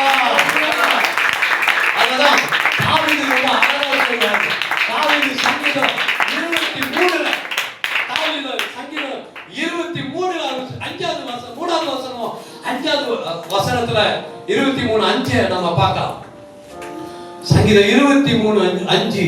என் சத்துருக்களுக்கு முன்பாக, என் சத்துருக்களுக்கு முன்பதாக நீர் எனக்கு ஒரு பந்தியை ஆயத்தப்படுத்தி என் தலையை எண்ணெயினால் அபிஷேகம் பண்ணுகிறேன். என் பாத்திரம் நிரம்பி வழிகிறது. என் பாத்திரம் நிரம்பி வழிகிறது. ஒரு அல்லேலூயா சொல்லுங்க பாப்போம். அல்லேலூயா. அவர் சத்துருக்கு முன்பதாக உனக்கு ஒரு பந்தியை ஆயத்தப்படுத்தி உன் தலையில எண்ணெயினாலே அபிஷேகம் பண்ணுகிறார். ஐயா, போராட்டம் வருது, பிரச்சனை வருது, பிசாசு வருது, வியாதி வருது, இதெல்லாம் போது நீங்க நினைக்காதீங்க ஆண்டவரை நம்மளை கண்டுக்காம எங்கேயோ ஓடிட்டாரு அப்படின்னு நினைக்காதீங்க. இல்ல இல்ல, இதெல்லாம் சத்துருடைய கிரிகை. இந்த சத்துருடைய கிரிகையை எதிர்க்கும்படி அல்லது அந்த சத்துருடைய கிரிகைகளை ஜெயிக்கும்படி அவர் என் தலையை எண்ணெயினாலே அபிஷேகம் பண்ணி இருக்கிறார். அல்லேலூயா, அல்லேலூயா, அல்லேலூயா. எத்தனை பேர் விசுவாசிக்கிறீங்க உங்க தலையை எண்ணெயினால் கர்த்தர் அபிஷேகம் பண்ணி இருக்கிறார்? அல்லேலூயா. அறிக்கை தலைமையில கையை வைங்க, என் தலையை எண்ணெயினாலே கர்த்தர் அபிஷேகம் பண்ணி இருக்கிறார். தைரியமா அறிக்கை பண்ணுங்க, சாத்தானுடைய கிரியை உடைக்கப்படும். உங்க தலைமையில கையை வைங்க, சொல்லுங்க என் தலைமையில கர்த்தருடைய அபிஷேகம் இருக்கிறது. கர்த்தருடைய அபிஷேகம் பண்ணி வைத்திருக்கா என் தலையை எண்ணெயினால. நல்ல அறிக்கை செய்யுங்க, நல்ல அறிக்கை செய்யுங்க சத்தமா.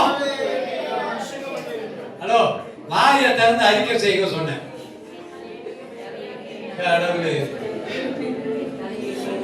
வாயை திறந்து அதிகாரமா அறிக்கை பண்ணுங்க.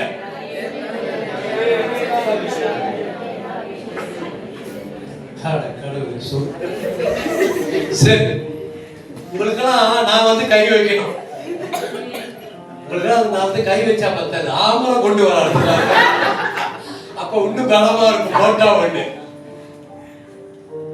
நான் உங்க மேல கைய வைக்கிறத உங்க தலைமையில கைய நீங்களே வச்சு கர்த்தருடைய அபிஷேகம் என் மேல இருக்கு, கர்த்தர் என்ன அபிஷேகம் பண்ணிருக்கிறா உணர்ந்து உங்க ஆவியில ஏற்று அதை நீங்க அறிக்கை பண்ணும்போது ஆட்டோமேட்டிக்கா ஒரு விடுதலை ஒரு சரீரத்துக்குள்ள கிரியை செய்யும்.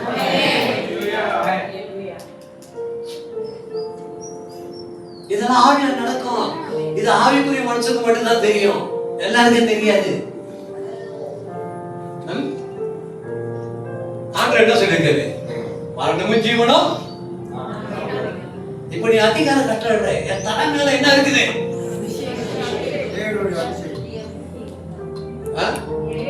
யாரும் தோப்பா முடி போட்டு வந்திருக்கீங்களா?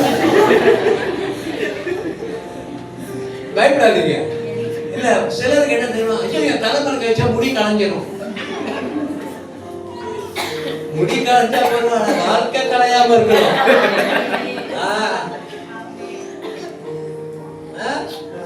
எவ்வளவு அழகா சீட்டு, எவ்வளவு அழகா மேக்கப் போட்டு அப்படி போட்டு வந்திருக்கிறேன். நான் தலைமையில கை வச்சா என்ன ஆகுது? சொட்டையாகும். அறிக்கை செய்யுங்க. எல்லாரும் அறிக்கை செய்யுமா? எப்படி நீங்க அறிக்கை செய்றீங்க நான் பார்க்க போறேன். நான் டீச்சர், நீங்க ஸ்டூடெண்ட். நான் உங்களுக்கு சொல்லி கொடுத்துருக்கேன். இப்ப டீச்சர் பார்க்க போற ஸ்டூடெண்ட்ஸ் எப்படி செய்யறாங்க அப்படின்னு மார்க் கொடுப்பேன். இப்ப என்ன செய்யுங்க, உங்க ஜோக்கால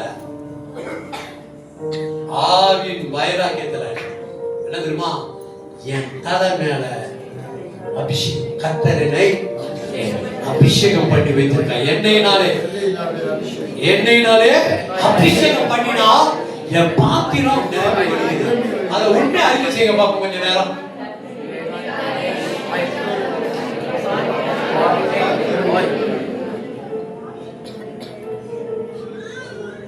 You are failed.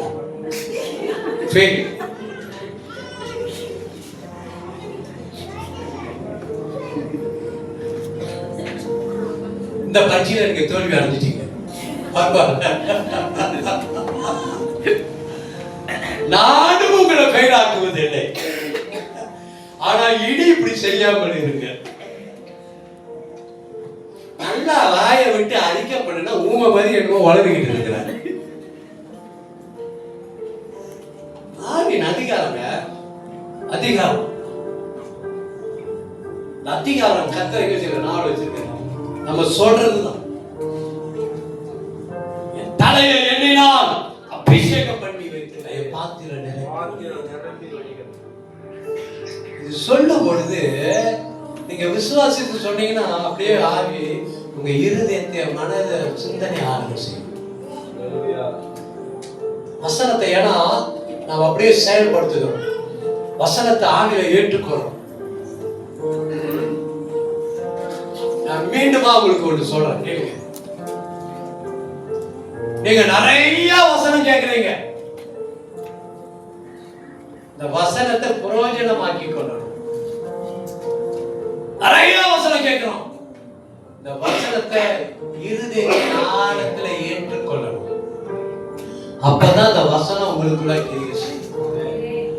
நீங்க அதிகாரத்தை பயன்படுத்ததான் உங்க வாழ்க்கையில சாத்தான் கொண்டு வருகிற திட்டங்கள் உடைக்கப்படும்.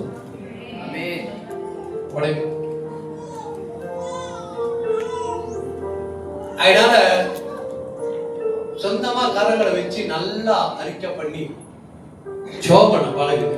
சரி, நான் சீக்கிரமா வரேன். இன்னும் 2-3 காரியம் சொல்லி நான் ஜெபிக்க போறேன். 1 சாமுவேல் புஸ்தகம் 16வது அதிகாரம். 1 சாமுவேல் 16, 12, 13.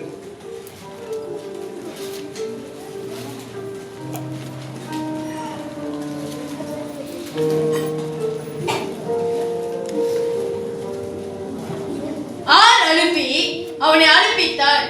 அவன் சிவந்த மேனியும் அழகிய கண்களும் நல்ல ரூபமும் உள்ளவனாய் இருந்தார். அப்பொழுது கர்த்தர், இவன்தான், நீ எழுந்து இவனை அபிஷேகம் பண்ணு என்றார். அப்பொழுது சாமுவேல் தைல கொம்பை எடுத்து அவனை அவன் சகோதரன் நடுவில் அபிஷேகம் பண்ணினார். அந்நாள் முதற்கொண்டு கர்த்தருடைய ஆவியானவர் தாவீதின் மேல் வந்து இறங்கி இருந்தார். சாமுவேல் எழுந்து ராமாவுக்கு போய்விட்டார். சரி, இது தாவீதுடைய வாழ்க்கை. இந்த தாவீதுடைய வாழ்க்கையில ஒரு நேரம் வருது. சாமுவேல் இஸ்ரவேல் ஜனங்களுக்கு ஒரு அதிபதியை ஏற்படுத்தணும். ஆண்டவர் சொல்றாரு, நீ போய் இஸ்ரவேலுக்கு ஒரு அதிபதியை ஏற்படுத்து அப்படின்னு சொல்லி அனுப்புறாரு. அதே போல தாவீதுடைய குடும்பத்துக்கு வராரு. சுருக்கமா சொல்ற, வந்த பிறகு எல்லாரையும் பார்ப்பாரு. வேலை சொல்லிட்டு வேற யாராவது பிள்ளை இல்லையா அப்படின்னா ஒருத்தன் இருக்கிறான், எங்க இருக்கிறான், வெளிய வயல்ல இருக்கிறான், ஆடுகளை மேய்ச்சி கொண்டிருக்கான், அவனை கூட்டிட்டு வா. உடனே சிவந்த மேனியும் அழகுள்ளவனும் அவன் என்ன செய்யறான், வந்து சாமுவேலுக்கு முன்பதாக நிற்கிறான். அப்ப சாமுவேல், ஆண்டவர் சொல்றாரு சாமுவேல், இவன் தான், நீ எழுந்து இவனை அபிஷேகம் பண்ணு அப்படின்னு சொல்றாரு. உடனே அவங்க சகோதரர் மத்தியில, குடும்பத்தின் மத்தியில அவனை கூப்பிட்டு சாமுவேல் என்ன செய்யறது, தாயில குப்பையை எடுத்து அவன் மேல் எண்ணெய் வார்த்து அவனை அபிஷேகம் பண்ணினார். அந்த அபிஷேகம் வந்த உடனே அந்த நாள் முதல் கொண்டு ஆவியானவர் அவன் மேல் வந்து இறங்கினார் என்று சொல்லப்படுகிறது. அன்னைக்கு தாவீது அபிஷேகம் பண்ணப்பட்ட உடனே அந்த நாள் முதல் the fullness of the spirit, ஆவியினுடைய ஒரு நிறைவு தாவீதுக்குள்ள வந்தது. இப்ப கவனிங்க, இந்த அபிஷேகம் எதற்கு, இந்த எனர்ஜி எதற்கு நமக்கு கொடுக்கப்படுகிறதுனா, இந்த பழைய ஏற்பாடுல இந்த அபிஷேகத்தை என்ன செய்வாங்க, அபிஷேக தைலத்தை வைத்து ராஜாக்களுக்கு அபிஷேகம் பண்ணுவாங்க, தீர்க்கதரிசிகள் அபிஷேகம் பண்ணுவாங்க, ஆசாரியர்கள் அபிஷேகம் பண்ணுவாங்க. ஆசாரிய ஊழியத்துக்கு வரவங்கள என்ன வச்சு அபிஷேகம் பண்ணுவாங்க, தீர்க்கதரிசிகள் அபிஷேகம் பண்ணுவாங்க, ராஜாக்கள் அபிஷேகம் பண்ணுவாங்க. அபிஷேகம் பண்ணி அவங்களுக்கு என்ன செய்வாங்க, அந்த கொடுக்கப்பட்ட ஊழியத்தை அல்லது பொறுப்பை நிறைவேற்றுவதற்கு வேண்டியதான ஒரு அதிகாரம் அவங்களுக்கு கொடுக்கப்படுகிறது. இதுதான் இந்த அபிஷேகம், அனாயிண்டிங் செய்கிற வேலை. இன்னைக்கு நாம கர்த்தருடைய பிள்ளைகள், ஆவிக்குரிய சபையில் இருக்கிற பிள்ளைகள், நாம பரிசுத்த ஆவியின் அபிஷேகத்தினாலே நிரப்பப்பட்டு இருக்கிறோம். ஒரு அல்லேலூயா சொல்லுங்க. அல்லேலூயா. ஆவியின் நிறைவு. அன்னைக்கு அப்போஸ்தலருடைய நாட்களிலே பரிசுத்த ஆவியானவர் இறங்கினார். எல்லாரும் அந்நிய பாஷை பேசினார்கள். 120 பேர் அந்நிய பாஷை பேசினார்கள். ஒருவர் கூட விடப்படல. அந்த 120 பேர் மேலும் ஆவியானவர் நிரப்பினார். அந்த நாள் முதல் கொண்டு அவர்களை ஆவியானவர் நடக்க ஆரம்பித்தார். ஒரு அல்லேலூயா சொல்லுங்க. அல்லேலூயா. அபிஷேகம் எதற்கு சொன்னா, தேவன் உன்னை அபிஷேகிப்பாரானால் உனக்காக வைத்திருக்கிற ஊழியத்தை, வேலையை, கடமைகளை நீ கர்த்தருக்காக நேர்த்தியாய் செய்து முடிப்பதற்காக தான் கர்த்தர் உனக்கு அந்த அபிஷேகத்தை கொடுத்திருக்கிறார். சில சமயம் உங்க குடும்பத்தை நடத்துறதுக்கு ஒரு அபிஷேகம் தேவை, உங்க பிள்ளைகளை நடத்துறதுக்கு ஒரு அபிஷேகம் தேவை, உங்க கணவன் மனைவி நடத்துறதுக்கு ஒரு அபிஷேகம் தேவை, ஊழியத்துல சபை மக்களை நடத்துறதுக்கு ஒரு அபிஷேகம் தேவை. நீங்க எந்த ஊழிய வேலை செஞ்சாலும் அதை விசேஷமாய் செய்யக்கூடிய ஒரு அபிஷேகம் இருந்தா அந்த வேலை ரொம்ப விசேஷமா இருக்கும். அப்ப என்ன தெரியுமா நான் சொல்ல வரேன், இந்த கடைசி நாட்களிலே நாம் எல்லோரும் கர்த்தருடைய ஆவியினால் நிரப்பப்பட்டவர்களாய், ஆவியிலே நிறைந்தவர்களாய், ஆவியிலே அனல் உள்ளவர்களாய் நாம் ஆண்டவருக்காக வல்லமையா எழும்பி செயல்பட வேண்டும். கர்த்தருக்கு காத்திருக்கிறவங்க என்ன செய்வாராம்? புது பலன். பரிசுத்த ஆவியானவர் வரும்போது நீங்க புது பலன் அடைவீங்க. உங்களுக்கு நான் சொல்ற ஒரு காரியத்தை சொல்ல விரும்புறேன். பிரியமானவர்களே, இன்னைக்கு அநேக பேர் ஜெபம் பண்றாங்க. நான் ஜெபிக்கிறேன், நான் ஜெபிக்கிறேன், எவ்வளவு நேரம் ஜெபிக்கிறோம் அது பிரச்சனை இல்லை, ஜெபம் பண்றேன். ஆவியில நிரம்பினீங்களா? ஆவியில இன்னைக்கு நிரம்பினீங்களா? கேட்டு பாருங்க. ரொம்ப பேரு அதை செய்யறதே கிடையாது. ஒரு காலத்துல அப்போஸ்தலர் காலத்துல புதிய ஏற்பாட்டினுடைய காலத்துல சபை ஆரம்பிக்கப்பட்டதே பரிசுத்த ஆவியின் அபிஷேகத்தினால. இன்னைக்கு சபை போறது எப்படி போயிட்டு இருக்குன்னா, பரிசுத்த ஆவியின் அபிஷேகத்தை ஒரு ஓரத்துல வச்சுட்டு அறிவு ஞானம் புத்தி திறமைய வச்சுக்கிட்டு இன்னைக்கு உலகம் போய்கிட்டு இருக்கு, சபை போய்கிட்டு இருக்கு. சபை கர்த்தருடைய பிள்ளைகள் ஆவியில நிரப்பப்பட்டவர்களா, ஆவியில நடத்தப்படுகிறவர்களா இருக்கணும். அப்பதான் உலகம் சபையை பார்க்கும், பார்த்து சொல்லும் இவர்கள் கிறிஸ்தவர்கள்.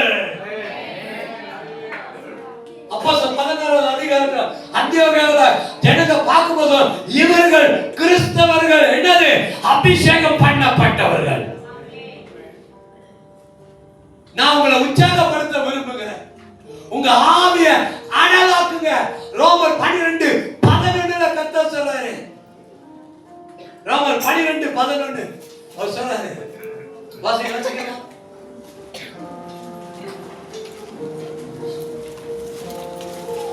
அசதியா இராமல் ஜாக்கிரதையா இருங்கள். ஆவியிலே அனலா இருங்கள். அசதியா இருக்காதீங்க, ஏனோதானமா இருக்காதீங்க. ரெண்டாவது சொல்றாரு, ஜாக்கிரதையா இரு. ஏன் தெரியுமா பவுல் சொல்ற ஜாக்கிரதையா இரு? ஐயா, நீ பெற்ற அபிஷேகத்தை காத்துக்கொள்ளு, கர்த்தர் உனக்கு கொடுத்த கிருபையை காத்துக்கொள்ளு. நீ ஆரம்பத்துல அப்படியே கர்த்தருக்காக ஃபயரா கர்த்தரோட நிரப்பிப்பாரு.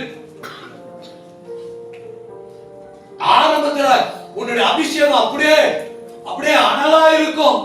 ஐயோ, உன்னுடைய பேச்சு, உன்னுடைய செயல் இதெல்லாம் பார்த்தா அப்படியே ஆண்டவருக்காக அப்படியே பிரகாசமா எழுப்பி இருப்பீங்க. ஆனா காலம் போக போக, நாட்கள் போக போக அந்த அபிஷேகம்லாம் அநேக பிரச்சனையை பார்த்து அபிஷேகம் தனிந்து போய் இருக்கிற ஒரு நிலைமைக்குள்ள நீங்க அநேகம் இருக்கிறாங்க. அபிஷேகம் பிரச்சனைகளை பார்க்க அபிஷேகம் வளரணுமே தவிர அபிஷேகம் என்ன செய்யக்கூடாது? குறையக்கூடாது.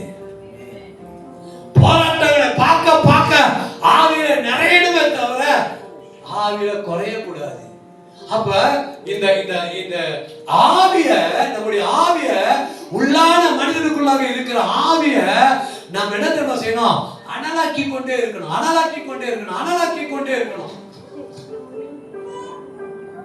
ஏன்னா ஜாக்கிரதையா இல்லைன்னா பிரச்சனை வரும், நீ சோர்ந்து போயிருவ. போராட்டம் வரும், சோர்ந்து போயிருவ. வியாதி வரும், சோர்ந்து போயிருவ. கடன் பிரச்சனை பார்ப்ப சோர்ந்து போயிருவ. யாராவது ஒரு வார்த்தை சொல்லிட்டா சோர்ந்து போயிருவ. இதை எதிர்ப்பு பார்க்கும் பொழுது நீங்க என்ன தெரியுமா செய்யணும்?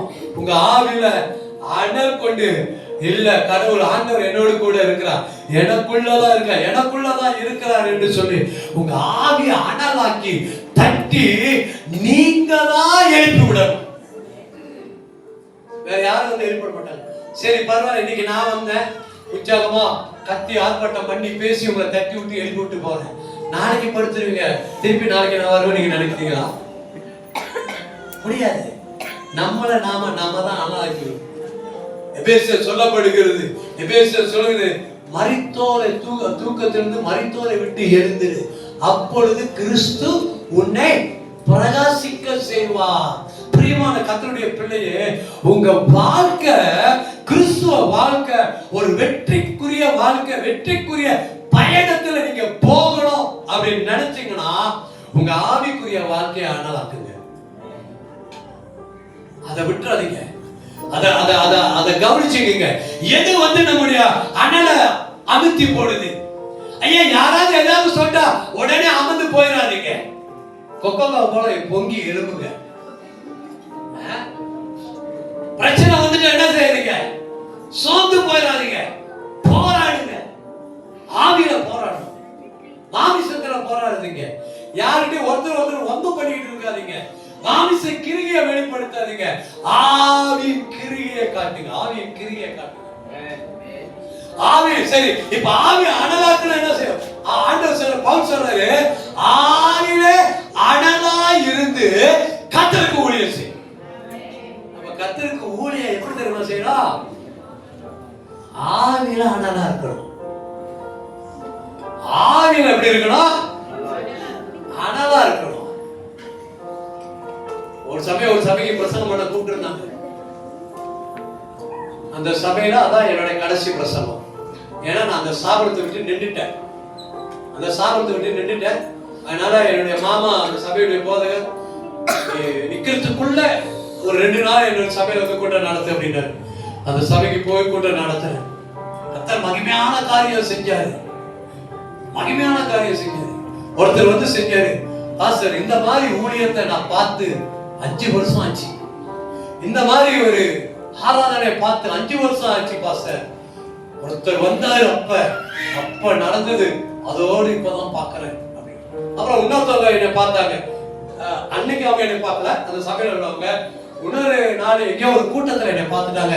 அவங்க சொன்னாங்க, பாஸ்டர் நீங்க அன்னைக்கு எங்க சபைக்கு வந்தங்க, எங்க சபை அப்படியே கிடுகிடுத்து போனது பாஸ்டர்.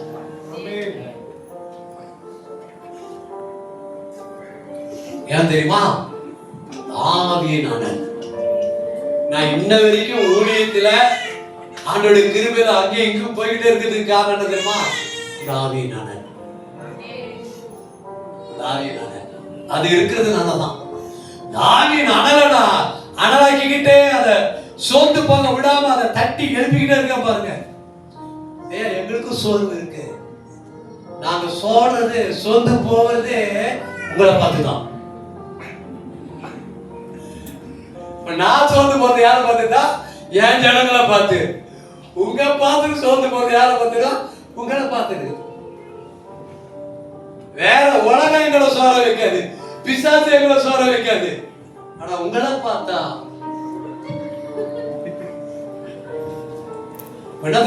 விசுவாசிக்கணும். அனலாய் கொடுக்கணும். அன்னைக்கு பேதுரு எழுந்து நின்றாரு. கூட இருந்த மத்த சீசர்களும் எழுந்து ஒரே மனமாய் பாசரோடு கூட இருந்தாங்க. அல்லேலூயா. நேத்து ஒப்பு கொடுத்தவங்க, நேத்து வந்தவங்க ஒப்பு கொடுத்தவங்க, நான் கர்த்தருக்காக ஏதாவது செய்வேன் அப்படின்னு சொல்லி அழைப்பை கேட்டு ஒப்பு கொடுத்தவர்கள், நீங்க என்ன தெரியுமா செய்யணும்? உங்க ஆவிய அனலாக்கி கொண்டே இருங்க. அதுக்கு ரொம்ப முக்கியமான காரியம் என்ன தெரியுமா? ஸ்பீக்கிங் தான். ஆவியில நிரம்பி அந்நிய பாஷை பேசிக்கிட்டே இருக்க. சிலர் சொல்லுவாங்க, ஏங்க அதெல்லாம் பேசுறீங்க? அதெல்லாம் அந்த காலம்ங்க, இந்த காலத்துக்கு அதெல்லாம் தேவை இல்லைங்க. அது அவங்களுக்குள்ளது அவங்க சொல்லிக்கிறாங்க, நமக்குள்ளது அவங்க சொல்லல. நமக்குள்ளது என்ன தெரியுமா? ஆவியின் அனல் நமக்கு தேவை. அந்த அனலை நம்முடைய நாவல வைத்திருக்காரு. அதை ஷாப் பண்ணிக்கிட்டே இருக்கணும். ஆவியில அந்நிய பாஷை நிரம்பி ஜெபம் பண்ணுங்க. ஆவில நிரம்பி ஜெபம் பண்றதுக்கு நேரம் கொடுங்க. ஆவில தேவனோடு கூட உலாவறதுக்கு நேரம் கொடுங்க. ஒரே ஒரு காரியத்தை சொல்லி ஜெபிக்க போறேன். இன்னைக்கு ஆவிக்காக, அபிஷேகத்துக்காக, நீங்க உங்க இரட்டிப்பான அபிஷேகத்துக்காக நீங்க எல்லாம் வாயை திறந்து ஜெபம் பண்ணி நீங்களே பெற்றுக்கொள்ள போறீங்க. நான் உங்களுக்கு உதவி செய்ய போறேன். 2 ராஜாக்கள் எழுத வேண்டாம். 2 ராஜாக்கள் 4வது அதிகாரத்துல எலிசாவுடைய சம்பவத்தை நீங்க பார்க்கலாம். எலிசாவுடைய சம்பவத்துல 4வது அதிகாரத்துல ஒரு பிள்ளை செத்து போயிடும். அதை கொண்டு வருவாங்க, எலிசாவிட கொண்டு வருவாங்க. எலிசா முதல்ல என்ன தெரியுமா செய்வாரு? அந்த பிள்ளை மேல அப்படியே அந்த பிள்ளைக்கு ஜெபம் பண்ணுவாரு. முதல்ல ஜெபம் பண்ணுவாரு. ஒரு அற்புதமும் நடக்காது. பிள்ளை அப்படியே சத்தவனமா தான் இருக்கும். அப்ப எலிசா என்ன தெரியுமா செய்வாரு? அந்த அறை வீட்டுக்குள்ளே அவர் இங்கும் அங்கும் நடந்தார். அறை வீட்டுக்குள்ளே நடந்தார். இது என்ன அர்த்தம் தெரியுமா? அங்க லிட்டரலா என்ன சொல்றதுன்னா, அவர் அப்படி நடக்கிறதுனால அவருடைய உடம்பு சூடாக்குறாரு. அதுதான் அங்க உண்மையா நடந்த சம்பவம். அவர் அறை வீட்டுக்குள்ளே இங்கும் அங்கும் நடந்தார். இதை நான் கொஞ்சம் ஆவிக்குரிய காரியமா மாத்துறேன். எப்படி தெரியுமா? உன் அறை வீட்டுக்குள்ள நீ கர்த்தரோடு நடப்பாயானா உன் வாழ்க்கை அனல் கொள்ளும். ஒரு அல்லேலூயா சொல்லுங்க பாப்போம். அல்லேலூயா. அறையில என்ன சொல்லுவாங்க? அறையில ஆடாதவன் அன்பரத்துல ஆட மாட்டானா. ஏன்னா இவன் அறையதே ஆடுறது இல்ல. அப்புறம் இங்க வெளியே வந்து ஆடுறது. வெளியே வந்தாலும் சொல்லுவான், ஓ மேடை ரொம்ப வலிக்குது, மேல ரொம்ப சறுக்குது, அதனால என்ன ஆட முடியணும். நீ உள்ளுக்கு ஆடி பழகிருந்தா வெளியே வந்து ஆடுவேன். அதான் அதோட விஷயம். அப்போ எலிசா என்ன தெரியுமா செய்வாரு? அங்கும் இங்கும் நடந்தான். எனக்கு ரொம்ப பிடிக்கும் அந்த கட்டம். அங்கும் இங்கும் நடந்து என்ன தெரியுமா செய்வான்? அந்த பிள்ளை மேல மீண்டுமா வந்து குப்புத்து, பிள்ளை மேல குப்புத்து, அந்த பிள்ளை என்ன செய்யும்? அப்படி குப்புத்து ஜெபம் பண்ண உடனே அந்த பிள்ளையோட சரீரம் அனல் கொண்டு மரித்து போன பிள்ளை உயிரோடு கூட எழுப்போம். ஒரு அல்லேலூயா சொல்லுங்க பாப்போம். அல்லேலூயா, அல்லேலூயா, அல்லேலூயா. என்ன சொல்ல விரும்புறேன்? யாரெல்லாம் ஆவில அனல, ஆவில அக்கினி அபிஷேகத்துக்குள்ளாக தங்கள் வாழ்க்கையை அறை கட்டி கொள்கிறார்களோ அவர்கள் மரித்து போய் இருக்கிற ஆத்துமாக்களை உயிரோடு கூட எழுப்ப வல்லமை உள்ளவர்கள். வெறும் ஆவிக்குரிய மரணத்தை பேசல, ஈவன் சரீரத்த பிரகாரம் மரித்தவர்களை எழுப்பக்கூடிய வல்லமை யாருக்கு இருக்கு தெரியுமா? ஆவி நிரப்பப்பட்ட ஒரு ஆவிக்குரிய மனிதனுக்கு இருக்கிறது. அந்த ஆவிக்குரிய மனிதன் நீங்களா இருக்கலாம். பாஸ்டரா இருக்கணும்னு கட்டாயம் இல்ல. பாஸ்டரா இருக்கணும்னு கட்டாயம் இல்ல. பெரிய பெரிய டைட்டில் வச்சிருக்கணும் கட்டாயம் இல்ல. யாவில நிரம்பி அபிஷேகத்துல வளரக்கூடிய மனிதனா இருப்பாயனா உன்னை கொண்டு அநேக ஜனங்களுடைய வாழ்க்கை கர்த்தர் உயிர்ப்பிப்பார், உயிரோடு கொண்டு வருவார். ஒரு அல்லேலூயா சொல்லுங்க பாப்போம். நீங்க பேசுவீங்க, ஜனங்க உயிரடைவாங்க. நீங்க கை வச்சு ஜெபிப்பீங்க, ஜனங்க உயிரடைவாங்க.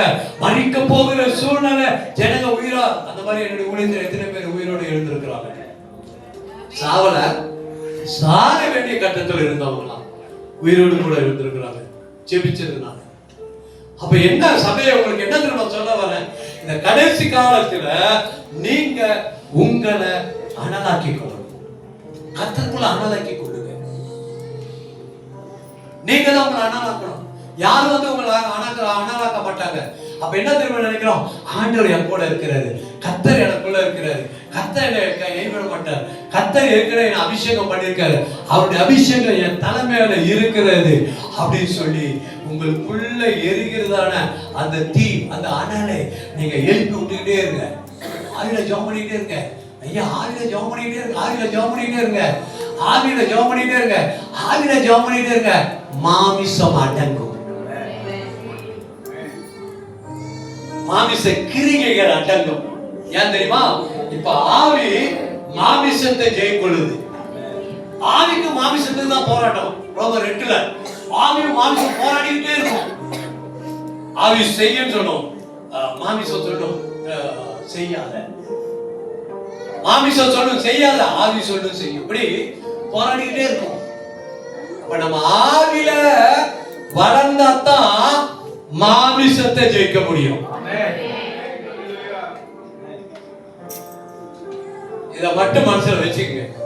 ஆவில நீங்க வளர்ந்தாதான் உங்களுடைய மாமிசத்தை நீங்க ஜெயிக்க முடியும், அடக்க முடியும். இல்லன்னா உங்க மாமிசத்தை ஜெயிக்கிறது ரொம்ப கஷ்டம். உங்க மாமிசத்தை போராடிக்கிட்டே இருப்பீங்க. அபிஷேகத்துல மட்டும் நீங்க வளர ஆரம்பிச்சிட்டீங்க அப்படின்னு சொன்னா இன்னிலிருந்து ஸ்டார்ட் பண்ணுங்க. ஆவில ஜெபம் நடந்தா அந்நிய பாஷையில ஜெபம் பண்ணிட்டே நடங்க. சமைச்சா அந்நிய பாஷையில ஜெபம் பண்ணிக்கிட்டே சமைங்க. குடிச்சா அந்நிய பாஷையிலே ஜெபம் பண்ணிட்டு குடிங்க. நான் குடிக்கும் போது ஒரு ஜெபம் பண்ணுவேன். ஆண்டவரே, இந்த தண்ணி என்னை சுத்தம் பண்றது போல உடைய ரத்தம் என்னை கழுவி என் பாவங்களாம் சுத்தம். அப்படியே கிறிஸ்துவ மாத்திக்கணும். நம்ம செய்யற காரியம் ஆவியில ஜெபம் பண்ணுங்க, ஆவியில ஜெபம் பண்ணுங்க, அந்நிய பாஷையில ஜெபம் பண்ணுங்க. அப்படியே அந்நிய பாஷையிலே நீங்க நல்லா ஜெபம் பண்ணி கர்த்தரோடு நடந்து பாருங்க. கர்த்தரோடு நடந்து பாருங்க. எலியா, எலிசா. எலியா ஒரு பெரிய தீர்க்கதரிசி, பயங்கரமான அபிஷேகம் பண்ணப்பட்ட ஒரு மனுஷன். எலிசா சாதாரண ஒரு வேலைக்காரன். ஏறு பூட்டி என்ன செஞ்சா, உழுவது, நிலத்தை உழுவுற ஒரு வேலை செஞ்சுக்கிட்டு இருந்தான். 2 ராஜாக்கள் 19 பார்த்தோம். உழுதுகிட்டு இருந்தான். எலிசா வருவான், சரி எலியா எலிசா கிட்ட வருவாரு. சால்வைய எலிசா மேல கொடுப்பாரு. அந்த சால்வை வாங்கின உடனே எலிசா சொல்வாரு, இதை விட்டுட்டு என்னை பின்பற்றுவான் அப்படின்னு. அவன் அதை எல்லாத்தையும் விட்டுட்டு எலிசா பின்னால போவான். எலியா பின்னால போவான் எலிசா. பிறகு எலிசாவுடைய வாழ்க்கை எலியாவை பார்க்கிலும் இரட்டிப்பான பலத்த அற்புதம், அடையாளம், மகிமையான காரியங்களை எலிசா செய்து தேவனுடைய நாமத்தை மகிமைப்படுத்தார். வேதத்துல நிறைய சான்றுகள் இருக்குது. எப்படின்னா, அபிஷேகம், இந்த அனாயிண்டிங் வந்த பிறகு வாழ்க்கை மாற்றப்பட்டவர்கள் யாராலும் பேரு. இப்ப எலிசா எலியா பத்தி சொன்னேன், புதிய ஏற்பாடுல பேதுரு பத்தி சொன்னோம், அப்போஸ்தலனாகிய பவுலை பத்தி சொன்னோம். இப்படி நிறைய எடுத்துக்காட்டு இருக்குது. அப்ப நாம சேர்ச்சுக்கு வரோம், காலை முழுதும் வசனம் கேட்கிறோம், பெரிய பெரிய ஊழியக்காரலாம் வந்து பிரசங்கம் பண்றாங்க, ஊழியர் எல்லாம் வார்த்தையை சொல்றாங்க, தீர்க்கதரிசனம் சொல்றாங்க, எல்லாம் கேட்கிறோம். ஆவில மட்டும் வளராம இருக்கிறோம். இப்ப என்ன செய்யுங்க, எல்லா சொல்றதையும் கேளுங்க, அதோடு கூட சேர்ந்து ஆவில வளர்றதுக்கு உங்க வாழ்க்கையை கொஞ்சம் பழக்கி கொள்ளுங்க. நீங்க மட்டும் உண்மையா ஆவியில நான் வளர போறேன், ஆவியானவருக்கு முக்கியத்துவம் கொடுக்க போறேன் அப்படின்னு சொல்லி நீங்க ஆவியில நிரம்பி ஜெபம் பண்ணி பாருங்க. நிச்சயமா கர்த்தர் உங்களுடைய பள்ளத்தாக்கின் அனுபவத்திலிருந்து கர்த்தர் உங்களை தூக்கி எடுப்பார். எனக்கு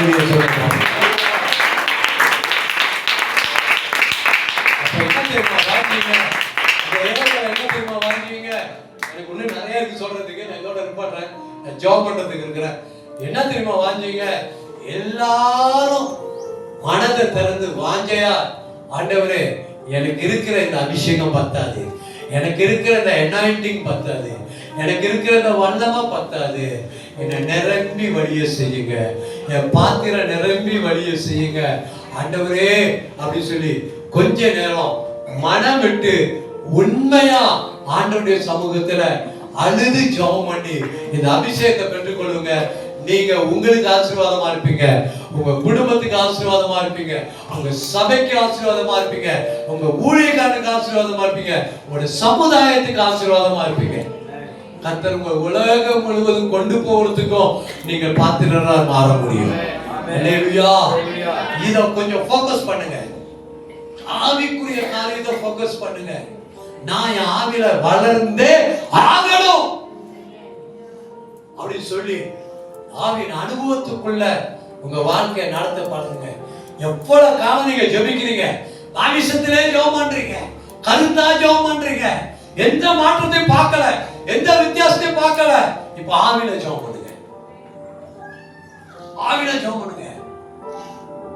அந்நிய பாஷை பேசுங்க, விளங்கலையோ அந்நிய பாஷை பேசுனா விளங்காது, அது பவுல் சொல்லிட்டாரு. அப்ப நீங்க விளங்கி கொள்ளணும்னு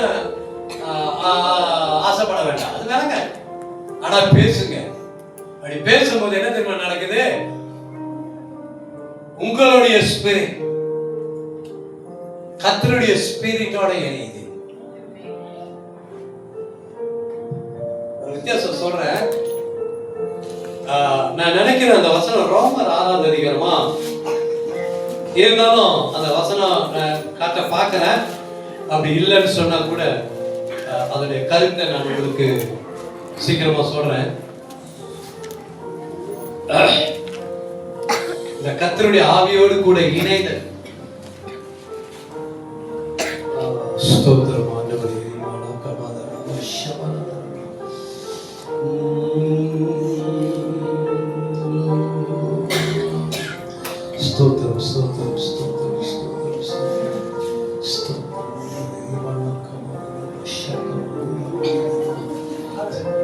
6:5 சரிதான், கரெக்டா வாசிங்க. ஆதலால் இல்ல இல்ல இல்ல இல்ல இல்ல. சரி, இதுல நம்ம நேரத்துக்கு செலவு செய்வோம்னா நான் விட்டுறேன், நான் சொல்றேன், கவனிங்க. கர்த்தருடைய ஆவியோடு இணையுதல். நீங்க ஆவியில நிரம்பி நீங்க செபிக்கும் பொழுது உங்களுடைய ஆவி இருக்கு தெரியுமா, மனித நமக்குள்ள இருக்க இந்த மனித ஆவி தேவ ஆவியோடு இணைகிறது. இப்ப கருத்தோட ஜெபம் பண்றீங்க, விளங்குற மாதிரி எல்லாம் ஜெபம் பண்றோம்.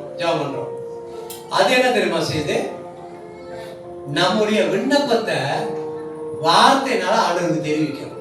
வித்தியாசத்தை பாருங்க. வாயினால சொல்ற இந்த வார்த்தை ஜெபம் இருக்குத, நம்முடைய தேவைய வார்த்தை மூலமா ஆண்டவருக்கு தெரியப்படுத்துறோம். அதனால ரொம்ப பேர் நான் ஜெபிக்கிறேன் அப்படின்னு அதுல இருந்துடுறாங்க. நான் ஆவியில ஜெபம் பண்றவன் 1 Corinthians 14:2 சொல்றவனமாக அவன் தேவனோடு பேசுகிறான். அவன் தேவ ஆவியிலே இணைக்கப்படுகிறான். அப்ப நான் கருத்தா ஜெபம் பண்ணா கர்த்தர் கேட்கிறாரு, நான் ஆவியில ஜெபம் பண்ணா அவர் ஆவியோடு இணைகிறார். புரிஞ்சுச்சா? இப்ப எது ரொம்ப பெட்டரா இருக்கும்னு நினைக்கிறீங்க? ஆவியில ஜெபிக்கிறது. அப்ப அதை வளர்த்து கொள்ளும் பொழுது நம்முடைய வாழ்க்கை வளரும். இது ஒரு பெரிய சத்தியம். உங்களுக்கு கர்த்தர் இன்னைக்கு சிம்பிளா சொல்லி கொடுத்திருக்கிறாரு. இத பிடிச்சு ஆவியில வளரணும் அப்படின்னு சொல்லி ஆவியில ஜெபம் பண்ணீங்கன்னா ஆட்டோமேட்டிக்கலா அதை விடாம செய்யுங்க. கஷ்டமா இருக்கும், விடாம செய்யுங்க. தனியா அந்நியபாசை ஜெபிக்கிறதுக்கு நேரம் கொடுங்க. எவ்வளவு நேரம் அந்நியபாசை ஜெபிக்க முடியுமோ அவ்வளவு நேரம் ஜெபம் பண்ணுங்க. நடக்கும் போது அல்லது வேலை செய்யும் போது அந்நியபாசையில பேசிட்டே இருங்க. அந்நியபாசை பெறாதவர்கள் ஜெபம் பண்ணி, ஆண்டவரே கடைசி நேரத்துல மாமிசமான யாருமே ஆவி ஊட்டு என் மேல ஊட்டுங்க அப்படின்னா கேட்கிறவர்கள் பெற்றுக்கொள்வாங்க. கேட்கிறவங்களுக்கு அவர் கொடுக்கிறாரு. அதை பெற்றுக்கொள்ள கஷ்டமே இல்ல. நீங்க ஒன்றே யோசிக்க வேணாம், ஆண்டவரே என்னை நிரப்பும்.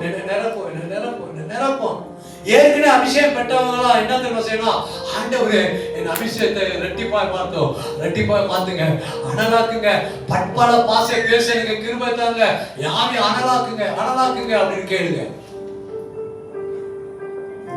எவன் ஒருவன் கேட்கிறானோ அவனுக்கு கொடுக்கப்படும்.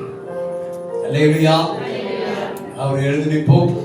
இந்த தாகம், இந்த வாஞ்ச சபை மக்களுக்குள்ள வந்துட்டா, நான் சொல்றேன், உங்க சபையோடைய நிலைமை, விசுவாசிகளுடைய நிலைமை, ஊழியத்தினுடைய நிலைமை, இவை எல்லாம் என்ன தெரியுமா ஆண்டவர் மாத்துவாரு. சரி, இப்ப எல்லா வசனத்தை கேட்டுட்டீங்க. இப்ப நீங்க என்ன தெரியுமா செய்யணும், தாகம் உள்ளவன் மேல் தண்ணீரை ஊத்துவே. யாரையும் பார்க்காதீங்க. இது நீங்களும் கர்த்தரும் ஆவியானவரோடு கூட இடப்படுகிற ஒரு நேரம்.